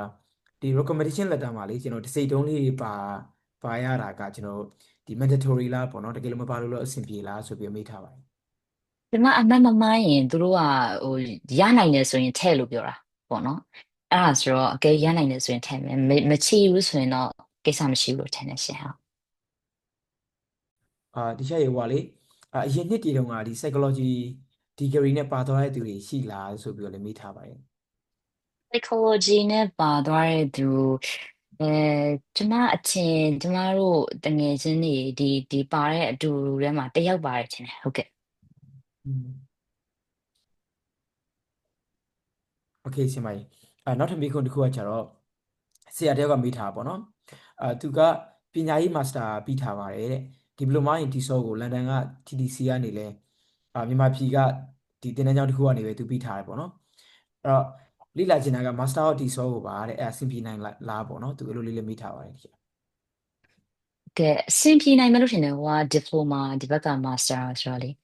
အဲ့ဆိုတော့အဆင်ပြေတယ်လို့ယူဆရရှင်ဟုတ်ကဲ့โอเคဒီ notary တွေကိုလေကျွန်တော်2002 2023မှာတော့ပြန်ခဲ့ရပေါ့နော်ဒီအဲ့ဒါတွေကိုပြန်သုံးလို့အဆင်ပြေလားဒါမှမဟုတ်ပြန်ပြီးတော့ notary ထပ်ပြန်ရမှာလားပေါ့နော်သုံးပြုမယ်ဆိုရင်2020နဲ့2023နဲ့2026ဆိုရင်တော့နည်းနည်းတော့ဝေးသလားပေါ့နော်ဆိုတော့အကယ်၍အဆင်ပြေရဆိုရင်တော့ပြန်လိုက်တာတော့ကောင်းတယ်လို့ထင်တယ်ဒါပေမဲ့ကျမတို့ကဆိုရင်ဥမာသူတို့က6လဆိုရင်6လထက်ကျော်တာရှိတယ်အဲ့ဒီပထမ scholarship ရှောက်ခဲ့ပြန်ထားတဲ့ဟာတွေပဲပြန်သုံးတာဆိုတော့လေအရင်မကွာဘူးဆိုရင်တော့သုံးလိုက်လို့ရတယ်ဒါပေမဲ့နည်းနည်းအချိန်ကွာသွားတယ်ဆိုရင်တော့ပြန်လို့ရတစ်စောင်း6000လောက်နေတိတ်ကြတယ်โอเคဆင်မကျွန်တော်ဒီ chat box ထဲမှာတော့ပေါ့မေခွန်းလေး3ခုပဲကျွန်တော်ပါလေဆင်မကျွန်တော်တို့ okay တခုကဘာလဲဆိုရင် scholarship ပါပြီးတော့အကြောင်းမျိုးကြောင့်ပေါ့နော်မသွားနိုင်ဘူးဆိုရင် blacklist ထဲထိနိုင်လားပေါ့နော်အကေထိခဲ့ရဆိုရင်ပြန်ကြိုးစားဖို့အခွင့်အရေးလေးရနိုင်သေးလားပေါ့နော် scholarship ပါသွားပြီးတော့မှအကြောင်းမျိုးကြောင့်မသွားနိုင်ဘူးဆိုရင်ဆိုတော့အဲ့ဟာကကျမတို့ကလေအတိုင်းအတာတစ်ခုထိ defer လုပ်နေလို့ရတယ်ပေါ့နော်ပါသွားပြီဟုတ်တယ်ဟိုအကြောင်းမျိုးကြောင့်ကွာထုတ်ဖို့အတွက်ပေါ့နော်လောဆယ်အနေထားရအဆင်ပြေဆို defer လုပ်လို့ရတယ်သူတို့ကပါသွားပြီးတော့ရင်တော့အများကြီး negotiate လုပ်လို့ရတယ်ပေါ့နော်ဟိုဖတ်တဲ့နေရာမှာအခက်အခဲကြောင့်လားအဲ့ဒီမှာ reason ကတော့ရှိမယ်ပေါ့နော်ထုတ်ဖို့အတွက်အခက်အခဲကိုကသွားခြင်းနဲ့ထုတ်ဖို့အတွက်အခက်အခဲရှိရလားသို့မဟုတ်ပါပြီးတော့မှဘာကြောင့်လဲပေါ့နော်မသွားဖို့အတွက်မှတခြား scholarship ကြောင့်လားပေါ့နော်အဲ့အမျိုးဆိုတော့ကဲ၍အခက်အခဲရှိတာဆိုရင်တော့အများကြီးသူတို့နဲ့ negotiate လုပ်လို့ရတယ်ဟုတ်ကဲ့ defer လည်းလုပ်လို့ရပါတယ်ရှင်ဟုတ်ဆိုသူတို့ blacklist တော့မထည့်လောက်ဘူးလို့ထင်တယ်ဟုတ်ကဲ့ okay ဆင်မကျွန်တော်ဒီ question လေးကိုတွေ့ရနှစ်ခါတော့ရှိပြီပေါ့နော်question လေးကဘာလဲဆိုတော့program ရဲ့ကျွန်တော် requirements အရာပေါ့နော် IELTS က7လို့တယ်ဒါပေမဲ့Australian award scholarship က6.5ပဲတောင်းနေဆိုတော့ပြန်ဖြေဖို့လိုအပ်လားပေါ့နော်တခြားAustralia Awards က6.5ပဲတောင်းတယ်ဒါပေမဲ့ကိုယ့်ရဲ့ program က7ဆိုရင်ကိုက7ရဖို့လိုတယ်ပေါ့ဟုတ်ကဲ့ဒါပေမဲ့လုံးဝပေါ့နော်ကိုက7မရနိုင်ဘူးဆိုလို့ရှိရင်ကျမလေဒီနောက်ပိုင်းနှစ်တွေပေါ့နော်မနှစ်ကဒီနှစ်တွေကိုတော့အပြောင်းလဲရှိနိုင်တယ်ဒါပေမဲ့ကျမတို့ကဆိုလို့ရှိရင်နည်းနည်းလေးကိုက point နည်းသွားတယ်ဆိုလို့ရှိရင်ဒီဘက်က British course ပါညာတွေအဲ့လိုမျိုးတွေသူတို့လုံးဝနှစ်ခါလောက်ကိုကပြန်ဖြေတယ်လုံးဝအဆင်မပြေဘူးပေါ့နော်ကိုယ်မှလည်းတခြားအခက်အခဲရှိရဆိုလို့ရှိရင်အဲ့လိုမျိုးနည်းနည်းညှိပေးရမျိုးရှိတယ်ဒါပေမဲ့ကိုက program က7ဆိုရင်တော့ကိုကပေါ့နော် ISP ဖြေတာမှာ7ရထားရင်တော့အကောင်းဆုံးပဲပေါ့နော်အဲ့ဒါဆိုတော့ဟုတ်ကဲ့ပါဒါပေမဲ့ version course ကလည်းသူတို့ကဒီနှစ်တွေမှာဥမာပေးမပေးအဲ့ဒါလည်းရှိသေးရဆိုတော့7ဆိုရင်တော့7ပေါ့နော်ဟုတ်ကဲ့ဟုတ်ကဲ့ဆင်မဆင်မမိခွန်းလေးနှစ်ခုပဲကျန်ပါရယ်ဗျဒီထက်မှာတော့လေတခုကကြတော့ဒီ IR major ကပေါ့နော်ဒီမြန်မာနိုင်ငံအတွက်ဒီ priority field of study မှာပါလားပေါ့နော်သူအဲ့လေးလည်းသိချင်ပါတယ်ဆိုပြီးမိထားပါတယ် priority field of study မှာ IR ပါလားဆိုရင်လေကျမeducation ကိုပဲအသေးစိတ်လေးကြီးလိုက်တာဆိုတော့လေဒါပေမဲ့IR နဲ့တက်နေရဲ့ကျမရဲ့ရန်ခင်တဲ့တငယ်ချင်းတယောက်ဒီမှာ IR နဲ့ရှိရဲဆိုတော့လေအဲ့လိုမျိုးအဆင်ပြေရလို့ထင်တယ်ကျမထင်တော့လေ IR ဟုတ်ကဲ့ ဒီတေချာအောင်လို့ဒီဟိုပါဘောနော် priority phase of study ကိုတစ်ချက် check လုပ်ကြည့်လို့ရတယ်ပေါ့နော်။ကဲအဲ့ဒီမှာမပါဘူးဆိုလဲရှောက်လို့ရတာရှိတယ်။ဆိုတော့ဟိုရှောက်လို့ရတယ်ပေါ့နော်။ personally ပြောမယ်ဆိုရင်ရှောက်လို့ရတယ်။ Okay ဆရာမကြီးနောက်ဆုံး question လေးပေါ့နော်ဒီ chat box ထဲမှာဆိုရင်visa နဲ့ပတ်သက်ပြီးတော့ဒီကိုယ်တိုင်လျှောက်ရတာလားဒါမှမဟုတ်ကျွန်တော် scholarship ကနေပြီးတော့လျှောက်ပေးလားပေါ့နော်ပြီးတော့scholarship တော့မရဘူးတိုးတော့ university ပေးတဲ့ scholar ရခဲ့ရင်ကျွန်တော်တို့visa လျှောက်ရတာအဆင်ပြေလားပေါ့နော်အဲ့လိုလေးလည်းမေးထားပါတယ် scholarship တော့မရဘူး university ကပေးတဲ့ဟာရတယ်ဆိုရင်လေအခုကလောလောဆယ်အနေထားမှာဒီ university တိုက်ရိုက်ကတော့ပြောရခက်တယ်ပေါ့နော်ဘာလို့ဆိုသူတို့ကတော့ AS တွေသမားတွေကိုတော့အကုန်လုံးတော့ပေးရတယ်ဆိုတော့အဲ့ဒီဟာနည်းနည်းပြောရခက်တယ်ပေါ့နော်ပထမမေးရပါလဲမသိဘူးအမလေးပထမမေးထား ပထ တဲ့ မ ဟာ မေးတဲ့ဟာလေအမဟိုဒီ scholarship visa လျှောက်တဲ့ခါမှာပေါ့နော်ဒီကိုယ်တိုင်လျှောက်ရတာလားသို့မဟုတ်ရင်ဒီ Australia ဘက်ကနေပြီးတော့ကူညီပေးရမျိုးရှိလားပေါ့နော် ဗီဇာကကြတော့သူတို့ကဘလူးလေးဖြည့်ရတယ်ဆိုတဲ့ဟာကိုပေါ့နော်အဲ့ဒီမှာအသေးစိတ်လေးပြထားတာရှိတယ်ဒါပေမဲ့လျှောက်တာတော့ကိုယ့်အောင်လျှောက်တာကိုယ့်ကို data အချက်လက်တွေဖြည့်ရတာပေါ့နော်ဒါပေမဲ့အကုန်လုံး guideline ပေးရဆိုတော့အဲ့ဟာစိတ်ပူကြမရှိဘူးပေါ့နော်အဆင်ပြေပါတယ်ဟုတ်ကဲ့ ဟုတ်ကဲ့ကျွန်တော် chat box ထဲမှာတော့မိကုန်းတွေအကုန်ပြီးသွားပါပြီပေါ့နော်ဟုတ်အဲ့တော့ခါကျတော့ဒီလက်ထောင်ထားတဲ့လူတွေပြန်သွားလို့ပါတယ်ဟုတ်ဆိုင်ကလမ်ပေါ့နော် ဟုတ်ကဲ့မင်္ဂလာပါရှင်ဟုတ်ကဲ့မင်္ဂလာပါရှင် ဟုတ်ဒီကျွန်တော်မေးချင်တာကကြတော့ပေါ့နော်ဆိုတော့ bachelor degree အတွက်ကိုတစ်ချက် confirm ချင်လို့ပါတွေ့ရတော့မြန်မာအတွက် bachelor degree ကိုလက်မခံဘူးဆိုပြီးတော့မှတွေ့ထားရပေါ့နော်ဆိုတော့ဒါလေးကို confirm ပေးလို့ရမလားမသိဘူးကဲမြန်မာအတွက် bachelor degree ကိုလက်မခံဘူးလို့အဲ့လိုမျိုးဟုတ်ကဲ့အဲ့လိုတွေ့ရတာဟုတ်ကဲ့ဟုတ်ဟိုသူများတွေနည်းနည်းလေးပြန်ပြီးသူများတွေတင်တာကိုတွေ့ရလားသို့မဟုတ် website မှာဟိုလိုမျိုးတွေ share တာကိုတွေ့ရလားပေါ့နော်ဘယ်လိုလေး website တွေ့မှာ ရလဲ share ပေးလို့ရပါ website မှာမြန်မာအတွက် bachelor degree ကိုသူကလက်မခံဘူးလို့အဲ့လိုရေးထားလားဟုတ်ဟိုပါလေဒီသူ့ရဲ့ဒီ organization website ကနေတွေ့ရမျိုးတော့မဟုတ်ဘူးရှင်ဒီဟို Google ကနေဟုတ်ကဲ့တွေ့တာဟုတ်ကဲ့bachelor အတွက်ကိုမြန်မာနိုင်ငံကရတဲ့ bachelor နော်ဟုတ်အကုန်လုံးဟုတ်တယ်အဲ့ဒါအဆင်ပြေတယ်ဘာမှပြဿနာမရှိဘူးမြန်မာနိုင်ငံကရတဲ့ bachelor ကိုအကုန်လုံးကမြန်မာနိုင်ငံကရတဲ့သူတွေပဲဆိုတော့လေဟုတ်ပြီအဆင်ပြေရပေါ့နော်သမီးမရကြဒီလိုရှင်ဟို bachelor degree တက်ဖို့အတွက်ကို scholarship ကမြန်မာအတွက်မပေးဘူးလားလို့ရှင် master အတွက်ပဲဟုတ်တယ် bachelor အတွက်တော့ပါဘူးဟုတ်တယ် master အတွက်ပဲပါ bachelor ပဲရှိသေးရလားဟဲ့လားဟုတ် bachelor ကိုမတက်ရသေးတာ bachelor မတက်ရလေဟုတ်တယ်နော် bachelor ပြီးရင်ကောင်းပါပဲဟုတ်ပေးပြီးစီတော့လည်းပေးစီနေတာဟုတ်ပြီးတော့တစ်ခုထပ်ရှိတာကကြောင့်ဒီ yellow bachelor မပြီးသေးဘူးဆိုလို့ရှိရင်ဒီ on campus မှာ university သွားတက်တာမဟုတ်ဘဲနဲ့ online ကနေပြီးတော့ University of Prepare တို့မှာပြီးထားရဆိုလို့ရှိရင်တော့သူတို့ရဲ့ဒီ master program ကိုရှောက်လို့ရတာပေါ့ online ကနေ University of People မှာ bachelor ပြီးထားရဆိုရင်လည်းပဲရှောက်လို့ရတယ်လို့ပဲယူဆရတယ်ပေါ့နော်ဘာဖြစ်လို့ဆို bachelor ပြီးထားမယ်သူတို့ရဲ့ဟုတ်တယ်တတ်မှတ်ချက်က bachelor ပြီးထားရမယ်လို့ပဲပါရတဲ့အတွက်ကြောင့်မလို့နေတော့ဟုတ်ကဲ့ပါကျေးဇူးပါဟုတ်ကဲ့ပါအရင်ကျေးဇူးတင်တယ်နော်ဘာဖြစ်လို့ဆိုတော့ bachelor ပဲပြီးထားပြီbachelor မတက်ရသေးဘူးဒီ AS အကြောင်းကိုလေကြားကြီးပဲဒီအချိန်ကြားကြီးလာနားထောင်ပြီးလို့နော်ဆိုတော့ဒါပေမဲ့ကိုတကယ်နောက်AS ထုတ်တဲ့ခါကျရင်အများကြီးအထောက်အကူဖြစ်မယ်လို့ယူဆပါတယ်ဟုတ်ကဲ့ပါဟုတ်ကဲ့ပါအဲ့တော့ကျွန်တော်တို့အချိန်လေးလင့်သွားပြီဖြစ်တဲ့အတွက်ကြောင့်နောက်ဆုံးမိကုန်းပေါ့နော်နောက်ဆုံးမိကုန်းဟုတ်ဆိုဖီဆရာမဖြစ်မယ်တင်တယ်ဟုတ်မေးလို့ရပါပြီဆရာမကြီးဟယ်လိုဟုတ်ကဲ့ကျေးဇူးအများကြီးတင်ပါတယ်ပပ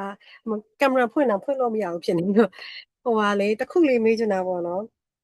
ဟိုကကြတော့ဒီ master ကိုပဲရှောက်မှာပေါ့နော် master ဆိုပေမဲ့ differentဟိုဟာ category ကိုသွားမှာပေါ့အဲ့ဒီခါကျတော့ master ကိုဒါပေမဲ့ဒီဟာနဲ့အတွေ့အကြုံကလည်းအများကြီးရှိတယ်ကိစ္စမရှိဘူးပေါ့နော်အဲ့ဒါရှောက်လို့ကတော့အဆင်ပြေတယ်လို့တော့ကြားတယ်ဒါပေမဲ့သိချင်တာ transcript ကလေ BA to MA ကိုအကုန်လုံးပေးရမှာလားပေါ့နော်ဘာဖြစ်လို့ဆိုတော့ Windows ခက်ကတော့3နှစ်တက်ခဲ့ရတဲ့ခေတ်ရယ်နောက်ပြီးတော့တဲ့ခါကျတော့နည်းနည်းလေးကြာနေပြီပြီးတော့ master လည်း2နှစ်တက်ရတယ်အလဲမှာ diploma တွေလည်းရှိနေတဲ့ခါကျတော့ transcript ကယူမယ်ဆိုအနည်းဆုံးကတော့10ခုလောက်ယူရမှာဖြစ်နေတာပေါ့နော်အဲ့ဒီအားလုံးပေါင်းလိုက်အဲ့ဒီ transcript 10ခုလုံးကိုသွားထုတ်ပြီးတင်ရမှာလားပေါ့နော်အဲ့ဒါလေးသိချင်တာပါဟုတ်ကဲရနိုင်တယ်ပေါ့နော်ရနိုင်ကြီးရှိရဆိုတော့ transcripts တွေကိုတင်တာတော့အကောင်းဆုံးပဲလို့ထင်တယ်ကဲ၍ကိုကရဖို့အတွက်ခက်ခဲဖြစ်နေရဆိုရင်တော့ရှိတဲ့လောက်ပဲ ပေါ့နော်အဲ့လိုပဲတင်ရမယ်ထင်တယ်ဟုတ်ကဲ့10ခုတောင်တင်ရမှာဆိုတော့လေ different ပြီးတော့ different university တွေဖြစ်နေတာယူထားတဲ့ဟာ BA ယူထားတဲ့ဟာတစ်ခုအဲ့ဒီမှာနောက်ထပ် MA သွားယူထားတဲ့ university ကတစ်ခုပေါ့နော်အဲ့ဒီခါကျတော့အဲ့ဒီဥစ္စာအဲ့ဒါဖြစ်နေတာဆိုတော့အဲ့ဒီအရာတွေပါတင်ရမယ်ဆိုတဲ့သဘောပေါ့နော်ဟို safe ဖြစ်ချင်ရင်ပေါ့ဟုတ်ကဲ့ bachelor master တော့ရနိုင်တဲ့အနေအထားရှိရပေါ့နော်တချို့တွေကြတော့ဟိုနည်းနည်းအခုလောလောဆယ်အနေအထားရတချို့တက္ကသိုလ်တွေကဆက်သွယ်ရတာအဆင်မပြေတာမျိုးတွေရှိရဲဆိုတော့ဒါပေမဲ့ကိုယ်ရနိုင်တဲ့အနေအထားဆိုရင်တော့တင်တာတော့အကောင်းဆုံးပဲပေါ့နော် bachelor transcript စီရောmaster အတွက်ရောပေါ့နော်ဒီဟုတ်ကဲ့မရနိုင်ဘူးဆိုရင်တော့တစ်မျိုးပေါ့ဟုတ်ကဲ့ဟုတ်ကဲ့ပါကျေးဇူးများကြီးတင်ပါတယ်ဟုတ်ကဲ့ပါကျေးဇူးတင်ပါတယ် โอเคပါအဲ့ဒီတော့ဆမရေမေကုန်းလေးလည်းကုံသွားပြီပေါ့နော်အချိန်လေးလည်းတော်တော်လင်းသွားတဲ့ခါမှာကျွန်တော်ဒီနေ့ session လေးကတော့ဒီလောက်ပဲပေါ့နော်အဲ့တော့အခုလိုမျိုးကျွန်တော်အချိန်ကြာပေါ့နော်ပြီးရင်မပြတ်မကွက်တက်ရောက်ပေးကြတဲ့ participant တွေကျွန်တော်မအားရကြရရောလာပြီးတော့ဒီလိုမျိုးစိတ်ရှိရှိနဲ့ share လုပ်ပေးတဲ့ဒီဆရာမပပလင်းကိုလည်းအထူးကျေးဇူးတင်ရှိပါတယ်ကျွန်တော်လွယ်အိတ်ဒီမိသားစုကနေပြီးတော့ပေါ့နော်ဆရာမကြီးအဲ့တော့ဒီ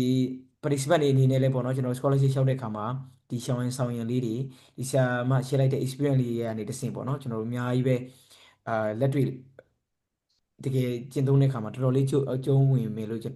တော်လေးအကျိုးရှိမယ်လို့ကျွန်တော်ယုံကြည်တယ်ပေါ့နော်ဟုတ်ဆင်မရောနည်းနည်းလေးစကားလေးဟုတ်ကဲ့ပြောစရာလေးဟုတ်ကဲ့နည်းနည်းရှိပေါ့နော်ဒီနေ့information sharing session လုပ်ပေးရတဲ့အတွက်ကြောင့်မို့လို့အရန်ဝမ်းသာတယ်ပေါ့နော်အကုန်လုံးဒီလိုမျိုးစိတ်ဝင်စားတဲ့သူတွေကိုပြောပြပေးရတာဆိုတော့လေအချိန်ကတော့ကိစ္စမရှိဘူးပေါ့နော်ကျမအတွက်အကုန်လုံးအတွက်ဝမ်းသာတယ်ပြီးတော့အကုန်လုံးစိတ်မပူပဲနဲ့ပေါ့နော်တေချာလေးကိုတတ်နိုင်တယ်များပေါ့နော်ကိုတက်နိုင်တယ်များကိုအားထုတ်နိုင်တယ်များအကောင်းဆုံးကြိုးစားပြီးတော့တေချာလေးရှောက်ဖို့အတွက်ကိုလည်းတိုက်တွန်းလိုပါတယ်ပြီးတော့တောင်းပန်ချင်တာကဘာလဲဆိုရှိုးမေးခွန်းလေးတွေပေါ့နော်ကျမရဲ့ဟိုပေါ့ကျမမသိနေရလေးဖြစ်တော့လေရှိုးမေးခွန်းလေးဆို general ဖြစ်သွားတယ်အဲ့ဒါလေးကိုလည်းထပ်ပြီးတော့တခြားသိရတဲ့သူတွေကိုတေချာလေးမေးသို့မဟုတ်ကိုယ့်အကိုတေချာလေးထပ်ပြီးနည်းနည်း research လုပ်ပြီးတော့မှလုပ်စီချင်ပါတယ်ကျမလိုအပ်သွားတဲ့အချက်ပေါ့နော်ဟုတ်ကဲ့ပါအားလုံးပဲအကျိုးရှိမယ်လို့မျှော်လင့်ပါတယ်ကျေးဇူးတင်ပါတယ်ဟုတ်ကဲ့ပါဟုတ်အဲ့ဆိုရင်ကျွန်တော်တို့ဒီနေ့ scholarship sharing session လေးကိုဒီမှာကျွန်တော်တခန်းရက်လိုက်ပါမယ်နော်ဆရာမတို့